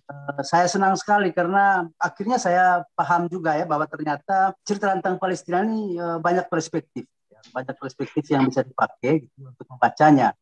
Meski selama ini kalau saya ikutin di Indonesia ya, ketika kemarin 3 minggu lalu itu ada kejadian ini, sepertinya respon atau diskusi publik kita tidak cerdas ya kalau saya boleh menilai. Ya. Dan memang sayang sekali karena kita diskusi seperti ini menurut saya Mas Aim kurang dominan di ruang publik gitu ya. Ada banyak sekali diskusinya tetapi sudah mengalami dislokasi sedemikian rupa sehingga lebih banyak melayani banyak kepentingan Indonesia yang tentu tidak menguntungkan siapapun termasuk mereka yang bicara. Nah, kembali ke topik yang sudah disampaikan, terus terang saya senang sekali karena tak terduga teman-teman kolega telah menghadirkan sejumlah perspektif yang tentu saja kalau waktunya banyak saya kira teman-teman pasti bisa mengeksplorasi lebih panjang. Dan ada harapan Mas Aim ya kalau saya boleh mengusulkan. Kayaknya nih IIS bikin buku deh tentang ini ya. Tentang Palestina ini. Kalau boleh. Hanya saya begini, ada pertanyaan saya kemudian. Setelah saya mendengar ya, semua presentasi yang mencerahkan saya menangkap ada dua dinamika terkini ya. Dinamika global dan dinamika internasional dari presentasi yang ada. Dinamika global adalah semakin menguatnya global solidarity ya. Satu sisi. Tentu dengan dia punya simpul-simpulnya ya. Kayak macam penandanya, signifiernya ya, ada bicara kemanusiaan, ada bicara soal okupasi semuanya. Jadi bicara human menjadi at stake gitu ya. Termasuk sampai ke BDS, macam-macam gerakan yang muncul baik regional maupun global di Amerika, Eropa, dan Indonesia juga ya. Lalu pada saat yang sama, prospek gerakan ini kan juga sangat ditentukan ya, hemat saya ya. Kalau saya lihat Mbak Ditia dengan Bu Siti ya, dengan Bu Ririn tadi, sangat juga ditentukan oleh yang dipresentasikan oleh Mas Riza ya, dengan Pak Rahmat, dengan Pak Badi ya, yaitu kaitannya dengan bagaimana dengan international ordering ini gitu dalam konteks geopolitik yang berubah-ubah ini ya, yang menjadikan Palestina dan Israel ini sebagai mungkin satu-satunya isu paling penting di dunia sejak Perang Dunia Pertama yang belum terselesaikan ya. Dan itu juga mungkin memberi signifikansi kepada IR juga mungkin ya, karena dia adalah satu-satunya warisan konflik yang belum terselesaikan sejak Perang Dunia Pertama, karena Palestina Israel adalah warisan Perang Dunia Pertama, walaupun masing-masing kubu bisa pergi ke belakang soal sejarah Ottoman Empire, perang salib, dan macam Israel Benyamin Netanyahu bilang sudah 3.500 tahun, macam-macam, terserah lah. Itu kan narasi yang masuk dalam cluster culture history dari para pihak. Tapi bagi saya dalam konteks world politics, Palestina Israel adalah relevan sekali buat kajian baik AI maupun juga sosiologi dan bidang-bidang lain yang coba melihat world order ya. Yang mau tidak mau kalau mau menggunakan Mas Badi tadi, ya kita harus bersihkan dulu kita masing-masing perspektif kita dari bias-bias kelompok di dalam para pihak yang terlibat ya. Oke, my point is Mas Aim dan teman-teman adalah bagaimana sih kemudian ya kita mendamaikan, berusaha mencari titik temu. Tentu belum bukan sekarang mau dijawab, tapi saya mendapat kesan yang kuat bahwa dari dua kecenderungan yang disampaikan teman-teman, kita bisa mencari peluang, tantangan, dan mungkin tantangan dalam pengertian boleh jadi saling berpengaruh antara global solidarity dengan global international alliance atau regional alliance yang juga sangat fluktuatif di satu sisi. Tapi di sisi yang lain, jangan-jangan itu memberi opportunity juga di mana misalnya termasuk peran Indonesia misalnya ketika Ibu Retno CS ini di Jakarta ini dibantu oleh kita di Visipol atau mana lagi yang menjadi memberi input polisi community bagi forensik polisi kita bisa membantu Indonesia itu masuknya di mana, karena terus terang Mas Muadi dan kawan-kawan, saya termasuk orang yang sangat kecewa dengan performa atau forensik polisi kita. Nggak ada forensik polisi kita hanya kayak macam kalau ada peristiwa-peristiwa itu hadir aja jadi jubir karena negara dengan umat muslim terbanyak. Tapi kita nggak punya forensik polisi karena domestik politik kita dan forensik polisi kita nggak nyambung. Jadi memang ini juga tantangan buat teman-teman di HI dan maupun kami yang sosiologi dan di teman-teman lain di Visipol untuk tapi kembali lagi Mas Aim ya, saya bungkus lagi. Tolong kita diskusikan lebih lanjut tentang dua kecenderungan tadi. Oke. Mas Muadi dan kolega. Oke, saya kira kita bisa menangkap esensi persoalannya. Oke, ketiga Bu Yuli, silakan Bu. Selamat sore semuanya, terima kasih. Ini pertama kali saya ikut, dicolek teman saya satu angkatan, Pak Usmar Salam. Tapi saya kok nggak lihat namanya di sini, curang dia dorong-dorong saya untuk datang. Terus langsung saya tertarik di sini dengan tadi Mbak Ririn yang lembut dan cantik. Saya betul-betul mendapatkan ide yang luar biasa. Jadi begini, sebagai praktisi saya 35 tahun. Tapi saya baru 45 tahun ini mencoba belajar menjadi dosen. Nah, dari perkembangan terakhir situasi Palestina yang menghasilkan gencatan senjata sementara menurut istilah Pak Lukman tadi, kebetulan ketika ini muncul di Ramadan kemarin, saya terlibat sangat intensif dalam arti karena saya sekarang sebagai pengurus Majelis Ulama Indonesia, Komisi Hubungan Luar Negeri, jadi ada banyak yang harus juga kami lakukan untuk pimpinan Majelis Ulama Indonesia membuat pernyataan-pernyataan. Ya, beberapa kali saya mengikuti webinar juga, dan saya seperti Mbak Ririn sampaikan, cenderung, dan saya sampaikan juga ini kepada teman-teman di Kemlu, kebetulan teman-teman di Kemlu juga menjadi rujukan kami. Setidaknya MUI lebih merdeka daripada Kemlu, karena kita sebagai NGO. Jadi menyatakan pernyataan bangsa Indonesia atas nama bangsa Indonesia lebih bebas daripada Pejambon. Jadi saya mencoba menempatkan diri antara Pejambon dan MUI. Dua kaki ya Bu ya? enak sekali, lebih bebas sekarang daripada waktu saya di Pejambon. Tapi sekarang begini Mbak Ririn, ketika kemarin saya ditanya, menurut Ibu ini kasus yang terjadi seperti apa? Saya bilang, saya selalu menganggap masalah Palestina adalah masalah kemanusiaan, buat Indonesia lebih enak bicaranya. Karena apa? Indonesia pada posisi yang tidak mau berhubungan dengan Israel. Dan satu-satunya yang bisa kita lakukan adalah menggalang solidaritas internasional, menggelindingkan ini, mengkapitalisasi isu kemanusiaan ini, ya, supaya bisa mendorong seluruh dunia punya posisi yang sama, membenci Israel yang apartheid, penindas pendudukan, keji, kejam. Harusnya media di Indonesia yang memang majority membenci Israel itu lebih sering mengedarkan foto-foto kekejaman Israel. Oh, malah hari ini foto-foto Perdana Menteri baru, ini nggak penting itu, justru foto-foto bagaimana Israel itu melakukan kegiatan apartheid. Yang memang itu humanitarian issue, lebih universal. Borderless, kalau kita bilang borderless, lebih universal. Semua orang punya associate dengan kemanusiaan. Nah, ketika kemarin saya di salah satu webinar dengan Pak Anies Mata, saya bilang, punten Bapak Ketua, saya bilang, ini orang right wingnya Israel, Yahudi, berhasil membuat isu ini seperti isu agama karena mereka menyerang langsung ke Al-Quds pada saat kita sedang sholat. Itu membalikkan. Bagaimana caranya? Itu pasti ada skenario. Nggak mungkin, they are very smart. Membuat ini isu menjadi isu agama. Padahal sudah lama kita harusnya menempatkan ini sebagai isu kemanusiaan. Makanya segera saya sampaikan kepada wartawan seluruh Indonesia, ini keberhasilan Israel dan jangan terlena. Kita harus kembali ke track kita. Ini adalah humanitarian track.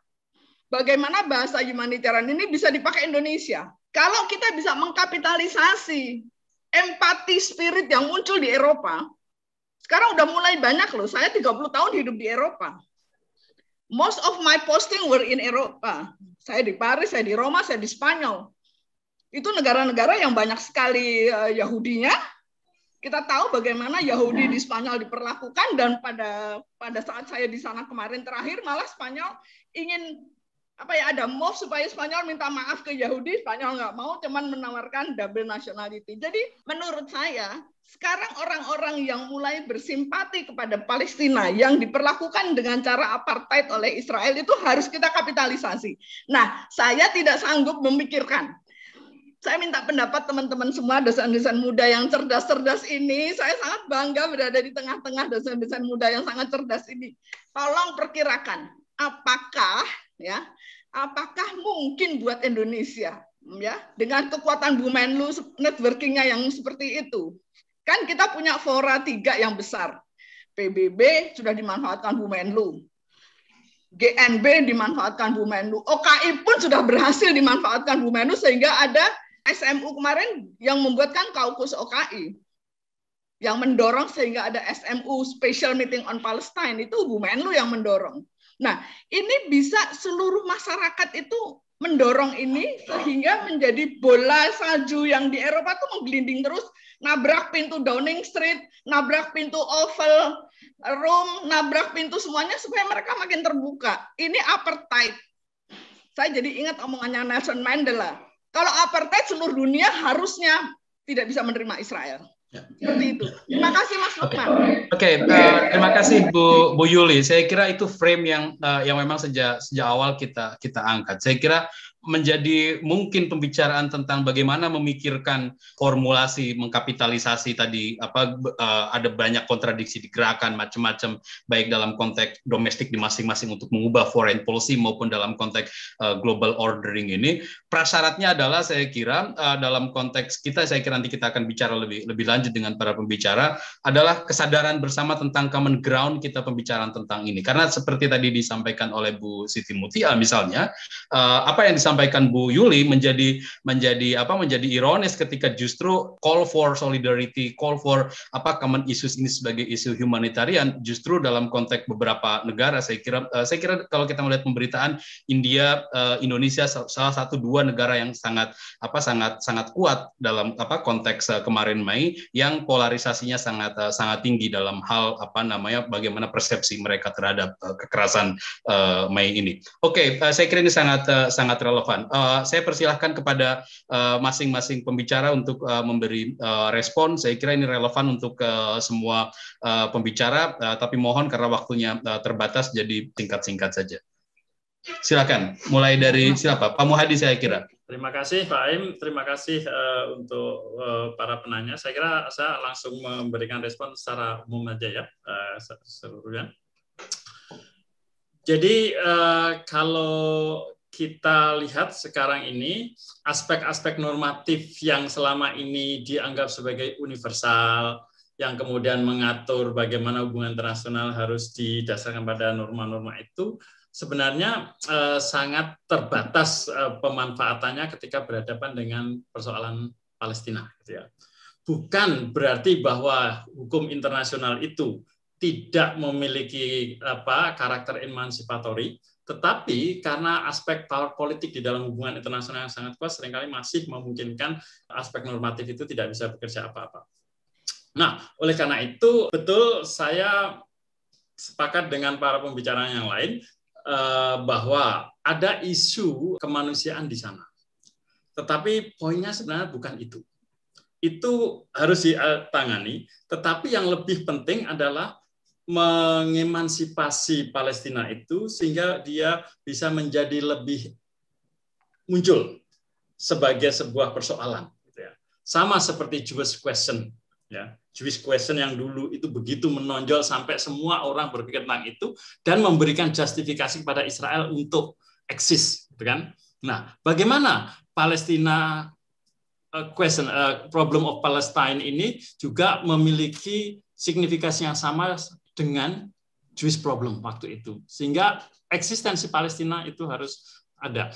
Nah, sekarang persoalannya adalah dalam situasi hubungan internasional seperti ini, apakah masih ada peluang untuk melakukan emansipasi, menampilkan Palestina sebagai isu yang memang signifikan? Saya kira ada. Ya. Jadi ada beberapa contoh yang menjadikan isu Palestina itu muncul ke permukaan. Misalkan kita harus bekerja melampaui mekanisme yang bersifat state-centric, gitu ya, yang menjadikan Palestina itu sebagai isu yang tidak mengenal batas-batas teritorial. Sehingga kita sempat beberapa kali, misalkan pemerintah Denmark kalau nggak salah pernah menerbitkan satu keputusan untuk menuntut Ariel Sharon untuk mempertanggungjawabkan apa yang terjadi di Sabra dan Shatila misalkan. Kemudian juga pemerintah Inggris pernah melakukan itu, meskipun pada akhirnya para politik tekanan Amerika menghambat semua itu. Kemudian juga kita harus mendorong Palestina untuk memiliki subjektivitas dan agensi yang lebih jelas. Jadi seperti misalkan pengakuan negara Palestina oleh Majelis Umum PBB, itu sudah satu langkah yang penting, dan yang tidak kalah pentingnya, saya kira mungkin justru yang paling penting adalah yang disampaikan oleh Diah tadi adalah gerakan civil society. Itu akan mengatasi persoalan-persoalan ini yang selama ini bisa terhenti ketika proses interstate relations itu kemudian macet gara-gara aspek-aspek yang saya sebutkan tadi. Nah, civil society tidak mengenal batasan-batasan itu dan bisa memberikan alternatif yang lebih baik. Saya kira itu. Oke, terima kasih. Lanjut ke Mbak Ririn, saya kira. Baik, terima kasih dari Ibu Yuli Mumpuni. Matur nuwun sangat Bu Yuli masukannya dan selalu mendukung usaha dari upaya yang dilakukan Ibu dan Bapak Ibu di Kemlu dan maupun berbagai forum yang dapat digunakan. Jadi terkait melihat persoalan Palestina sebagai persoalan kemanusiaan, baik dari di satu sisi ini tadi bisa membuat solidaritas yang lebih kuat di antara komunitas internasional dengan tadi bisa bekerja tidak melulu melalui state-centric framework yang seringkali justru ada kendala besar di sana, tapi dengan mengusung nilai persoalan kemanusiaan ini, saya kira tadi seperti juga disampaikan Pak Muhadi, meskipun ada kekurangannya, tapi juga itu menjadi hal yang penting yang justru di situ kita mungkin bisa perjuangkan. Tapi juga tidak meminimalisir bahwa misalnya dengan menggunakan R2P misalnya ya, tadi sekaligus untuk juga Mas Riko ya, bahwa saya kira apa yang bisa juga dilakukan oleh Indonesia dalam diplomasi, betul bahwa Indonesia juga punya posisi yang cukup strategis di PBB sekarang sebagai anggota tidak tetap, kemudian di Dewan HAM juga, di lembaga-lembaga OKI dan juga di ASEAN dan sebagainya. Tentu dengan privilege yang dimiliki Indonesia tersebut, seharusnya Indonesia bisa tadi mengkapitalisasi pentingnya memperhatikan isu Palestina ini dari sisi persoalan kemanusiaan yang sangat mendesak, dan bagaimana kemudian bisa mendorong agar negara-negara tersebut kemudian melalui berbagai forum tadi, melalui forum-forum yang Indonesia bisa manfaatkan di Dewan Keamanan PBB, kemudian di UN tadi, HAM dan sebagainya, bisa mendorong komitmen yang lebih kuat bagi negara-negara bahwa ini adalah persoalan perlindungan kepada individu-individu yang kita semua sebagai negara melalui 2005 World Summit itu kita sudah sepakat bahwa semua negara itu punya kewajiban untuk melindungi warganya. Dan kemudian mungkin sekaligus juga menambahkan seperti yang disampaikan Pak Muhadi, bahwa R2P juga melihat aspek ketika sebuah negara tersebut misalnya tidak memiliki kapasitas yang memadai untuk bisa menjalankan fungsi dan peran responsibility to protect-nya, maka kemudian komunitas internasional bisa membantu dengan meningkatkan capacity building-nya. Hanya kemudian bagaimana caranya melalui berbagai upaya mediasi ataupun humanitarian action dan seterusnya, itu yang perlu, termasuk capacity building, termasuk juga economic development dan seterusnya yang perlu juga digalakkan bersama juga, itu yang kemudian perlu bekerja sama dengan berbagai pihak termasuk dengan NGO maupun masyarakat komunitas internasional yang lebih luas.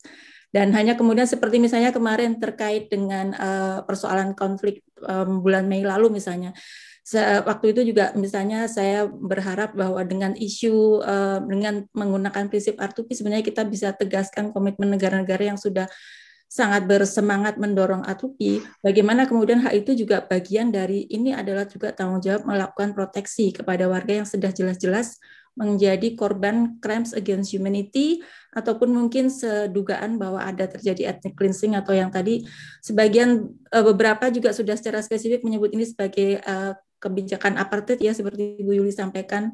Begitu juga kalau kita lihat beberapa waktu lalu jurnalis 500-an jurnalis atau lebih gitu, mereka sepakat untuk membuka mata dan mendorong para media untuk lebih terbuka melihat situasi ini lebih pada persoalan kemanusiaan yang harus terus digencarkan begitu, sehingga kemudian betul bahwa ini menjadi salah satu nilai ataupun prinsip yang bisa dibawa atau diusung oleh Indonesia dalam diplomasi kita di berbagai forum untuk betul-betul menunjukkan komitmen kita membantu Palestina.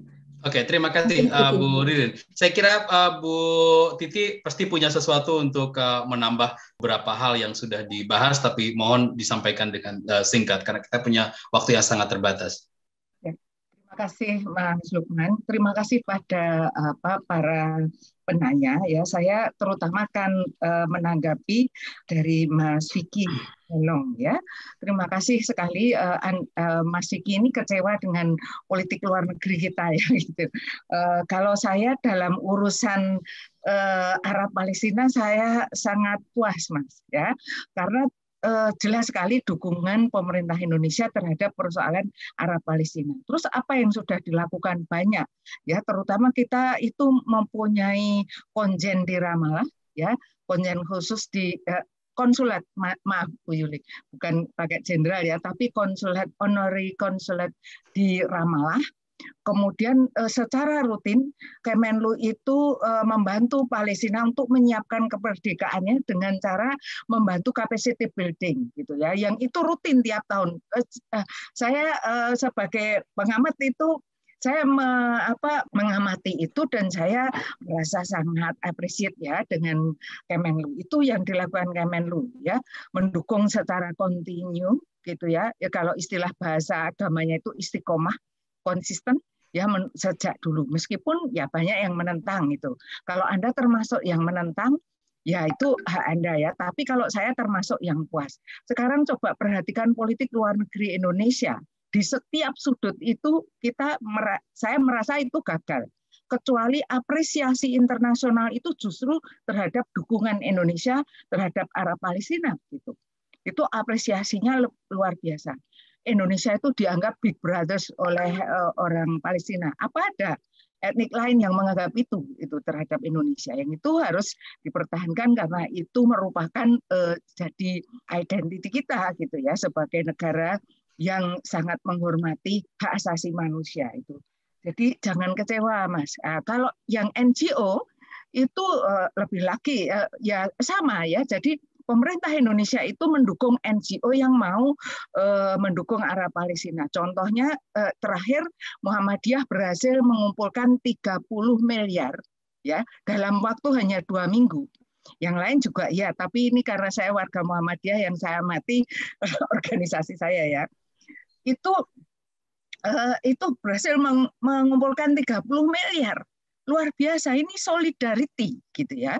Ini apakah Islamic solidarity ataukah ini identity negara kita ya? Silahkan memilih ya antara Islamic solidarity atau menonjolkan identity itu ya. Jadi menurut saya itu sangat memuaskan. Mercy itu Mas di Gaza sudah berhasil membangun rumah sakit ya, itu di bawah almarhum Dr. Jose Rizal, luar biasa dedikasinya membantu rakyat Palestina dalam melakukan operasi, terutama operasi tulang ya, karena banyak korban. Nah itu menurut saya ya itu kan kecil, tidak bisa membuat Palestina itu diperhitungkan secara internasional. Kalau saya mempelajari apakah sumbangan kita yang kecil itu berarti atau tidak, itu urusan Tuhan ya Mas. Tergantung ikhlasnya. Ya, jadi kalau dalam Islam itu ditekankan, lihat cicak itu waktu dia mengembus-embuskan, meniup-niupkan api ketika Ibrahim itu dibakar. Itu oleh agama itu cicak itu diperhitungkan sebagai binatang yang harus dimusnahkan. Gitu ya, meskipun sumbangannya itu meniup api ketika Ibrahim dibakar, tapi dia menunjukkan posisi dia bahwa dia mendukung Ibrahim dibakar. Jadi kalau kita ini, kalau saya melakukan sesuatu itu adalah ada mission dari kita yang kita yakini, gitu ya, yang kita yakini kebenarannya itu Mas. Oke, thank you.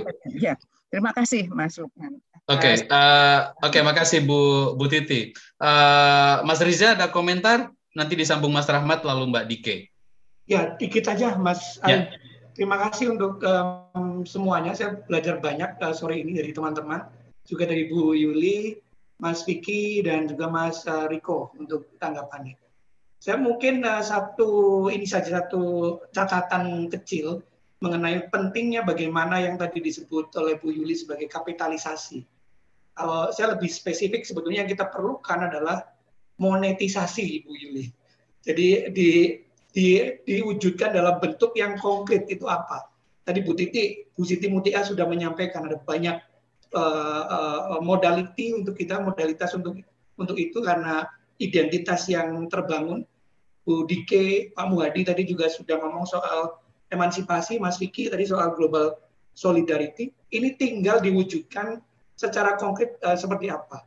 Nah, saya ingin kemudian merujuk pada apa yang terjadi setelah Oslo Agreement. Oslo Agreement itu membangun tadi yang saya sebut sebagai Peace Industrial Complex yang dalam 10 tahun terakhir ini hilang di sana, dan kita perlu bangun itu lagi. Kita dorong para pelaku kuncinya, terutama Amerika, Uni Eropa, Rusia, Iran itu untuk kembali ke jalur itu. Dan kemudian Indonesia, saya membayangkan perannya ya di diplomasi kemanusiaan yang tadi disebut oleh Bu Ririn dan juga Bu Yuli. Kita fokus di sana. Fokusnya adalah selain membangun solidaritas juga menunjukkan bahwa ini bisa dikapitalisasi, ini bisa dimonetisasi. Bentuknya ada konkret begitu. Terima kasih. Oke. Monetisasi solidarity. Saya kira itu harus digarisbawahi. Monetizing solidarity. Oke, Mas Rahmat. Terima kasih. Komentar singkat saya untuk Mas Riko ya. Tadi bertanya seberapa jauh Amerika Serikat harus terus melindungi Israel dalam konteks security. Nah, saya jadi teringat pernyataan Presiden Barack Obama. Dia pernah diwawancarai oleh Fox dan kemudian mengatakan, not because we have the best military in the world, then every problem is a nail.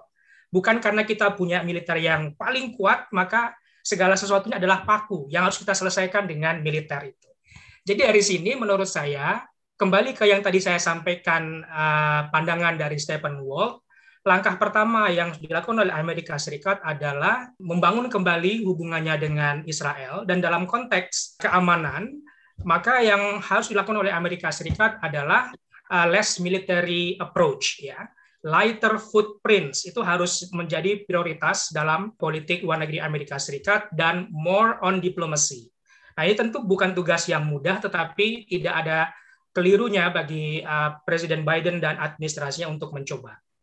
Yang kedua, untuk Bang Vicky tadi, kalau saya tidak keliru mendengar, tadi ada pernyataan bagaimana kita mencoba mengaitkan isu Israel-Palestina ini dengan world order, ya.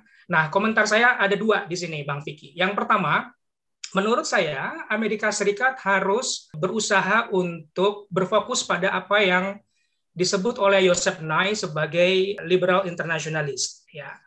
Jadi Nye ini, bagi teman-teman yang belajar tentang politik internasional, mungkin pernah membaca Joseph Nye itu menggambarkan bahwa politik internasional itu berwujud dalam papan catur 3 dimensi. Ya. Di dimensi yang pertama itu dimensi keamanan. Amerika Serikat adalah yang paling kuat. Tidak ada negara lain dengan kekuatan yang mungkin bisa menyamai Amerika pada saat ini. Kemudian di dimensi yang kedua, dimensi ekonomi, Amerika Serikat harus bersaing dan pada saat yang sama bekerja sama dengan negara-negara dengan kekuatan ekonomi yang besar, misalnya Cina, Jepang, Uni Eropa, dan lain sebagainya. Tapi yang lebih penting adalah dimensi yang ketiga, dimensi transnasionalisme, di mana Amerika Serikat harus melihat bahwa dia nggak bisa sendirian, dia harus bekerja sama dengan aktor-aktor global lain untuk menyelesaikan persoalan-persoalan internasional yang mendesak. Nah, kalau tadi Bang Vicky mengatakan isu Israel-Palestina ini satu-satunya isu bawaan dari Perang Dunia Pertama atau mungkin Perang Dunia Kedua yang belum selesai saat ini, maka Amerika harus melihat ke sana, harus melihat kepada apa yang Nye bayangkan sebagai transnationalism, yang dibayangkan sebagai liberal internationalist, untuk bersama-sama dengan negara lain mencoba mendekati persoalan Palestina ini dengan konteks penghargaan dan penghormatan kepada hak asasi warga Palestina. Itu yang pertama. Dan yang kedua simpel aja, stop blaming China on everything. Itu saya kira menjadi kunci, ya, menjadi kunci bagi Amerika Serikat dan sekutunya. Kalau mereka selalu menyalahkan China atas segala sesuatu, maka world order yang tadi Bang Vicky bayangkan itu tidak akan bisa tercapai. Nah, untuk Bu Yuli, tadi saya mendengar Bu Yuli menggambarkan tentang media Indonesia, ya, media massa Indonesia yang seolah-olah selalu memberi tempat kepada Israel, ya, bukan kepada perjuangan orang-orang Palestina. Nah, untuk itu Bu Yuli merespon itu. Tadi kan saya mengatakan, ya, di paparan saya, foreign policy begins at home. Di Amerika Serikat ini bisa dilihat dari konteks akar rumput yang sekarang mulai mendorong pemerintahan Biden untuk lebih serius di mengatasi isu Palestina. Tetapi di Indonesia yang terjadi adalah di kalangan masyarakat umum gitu, yang terjadi adalah ketika seorang ustadz berhasil mengumpulkan sebanyak miliaran dana untuk membantu Palestina, yang terjadi adalah ustadz ini dibully, ya, dirundung, dinyinyiri, diaudit dong dananya kemana dan seterusnya. Itu yang terjadi. Kenapa dananya tidak dipakai untuk membantu orang Indonesia sendiri? Kan kita juga banyak yang sedang mengalami kesusahan dan lain sebagainya. Kenapa harus ke Palestina? Nah, ini persoalan Bu Yuli yang menurut saya menjadi sulit, ya, bagi tidak saja pemerintah tapi juga mungkin organisasi masyarakat seperti MUI, seperti Muhammadiyah gitu, untuk menavigasi persoalan-persoalan semacam ini yang kemudian nanti diwujudkan dalam konteks politik luar negeri. Jadi salah satu problemnya itu saya kira ada di hal-hal yang semacam itu, Bu Yuli. Demikian Mas Aim. Oke, makasih Mas Rahmat. Tadi Mas Rahmat menyebut Joseph Nye. Bagi mahasiswa HI yang bahasa Inggrisnya nggak terlalu bagus seperti zaman dulu saya mahasiswa, saya membaca Joseph Nye itu Joseph Nie. Oke, Mbak Dike, silahkan Mbak Dike. Oke, terima kasih. Saya kira menarik banget yang disampaikan oleh kolega-kolega maupun tadi para komentator, para penanya.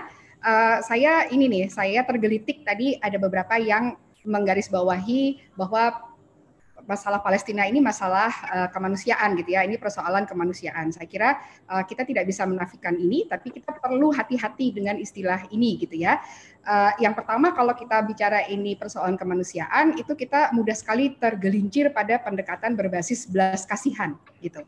Padahal mungkin bukan belas kasihan yang kita butuhkan di sini, tapi solidaritas gitu. Orang yang sedang dipukuli itu tidak butuh orang untuk aduh kesian deh gitu ya. Tapi orang butuh orang lain untuk pasang badan, untuk menyetop yang lagi mukulin gitu, untuk ikut marah dan segala macam. Orang yang sedang berdarah-darah tidak butuh fotonya dipasang di mana-mana, tapi mungkin butuh yang lain-lain itu memindahkan resources-nya supaya yang mukulin, yang bikin berdarah-darah itu nggak bisa bikin begitu lagi gitu ya. Jadi ada slippery slope gitu dengan kata-kata kemanusiaan, karena itu mudah sekali menggelincirkan kita ke itu tadi, ke pendekatan berbasis belas kasihan. Nah, yang kedua, melanjutkan poin Pak Muhadi tadi soal sikap dan perilaku othering Palestina gitu ya. Pak Muhadi tadi bilang bahwa konflik ini, pendudukan ini bisa ada dan bertahan karena kita selalu othering Palestina. Nah, berbelas kasihan itu justru berpeluang melestarikan proses othering itu. Mereka orang yang nggak bisa membela diri sendiri gitu, they're not us gitu, sehingga kita perlu bantu. Jadi hati-hati sekali dengan kemanusiaan. Nah, terkait di sini poin nomor 2 saya sebetulnya adalah kalau ini persoalan kemanusiaan, maka agenda utamanya adalah menghentikan dehumanisasi dan mendorong rehumanisasi. Bagaimana rehumanisasi itu? Lagi-lagi tadi Pak Muhadi udah kasih tips yang konkret gitu ya. Manusia gitu, di antara banyak ciri-cirinya gitu, itu adalah sosok yang punya agensi gitu. Mari kita mengembalikan agensi warga Palestina, suara warga Palestina, kemampuan Palestinian Authority untuk berlaku sebagai state dan segala macam gitu. Jadi rehumanisasinya itu artinya bukan dengan mengasihani mereka, tapi memberikan kembali suara dan identitas dan kekuatan dan otonomi mereka gitu. Nah, ketiga, kalau ini adalah persoalan kemanusiaan, maka yang penting kita lakukan itu bukan cuma menunjuk sistemnya yang tidak adil seperti apartheid dan macam-macam tadi, tapi juga calling out agen-agen yang menopang sistem itu. Karena at the end of the day, sistem ini dibangun oleh manusia gitu. Yang didehumanisasi itu manusia, tapi yang melakukan dehumanisasi itu juga manusia. Jadi kita harus lebih terampil calling out agen-agen yang menopang sistem itu, dari politisi misalnya yang meraup suara dari mendorong hate speech di isu-isu ini, dari kontraktor militer gitu ya yang mendapatkan tadi yang monetisasi tadi perang ini dan segala macam gitu ya, dari perusahaan-perusahaan atau NGOs atau kantor berita atau apapun gitu yang menopang sistem ini. Jadi kalau ini persoalan manusia, maka mari kita terampilkan diri untuk calling out satu persatu manusia yang yang gagal menjadi manusia, gagal melihat kemanusiaan yang lain gitu.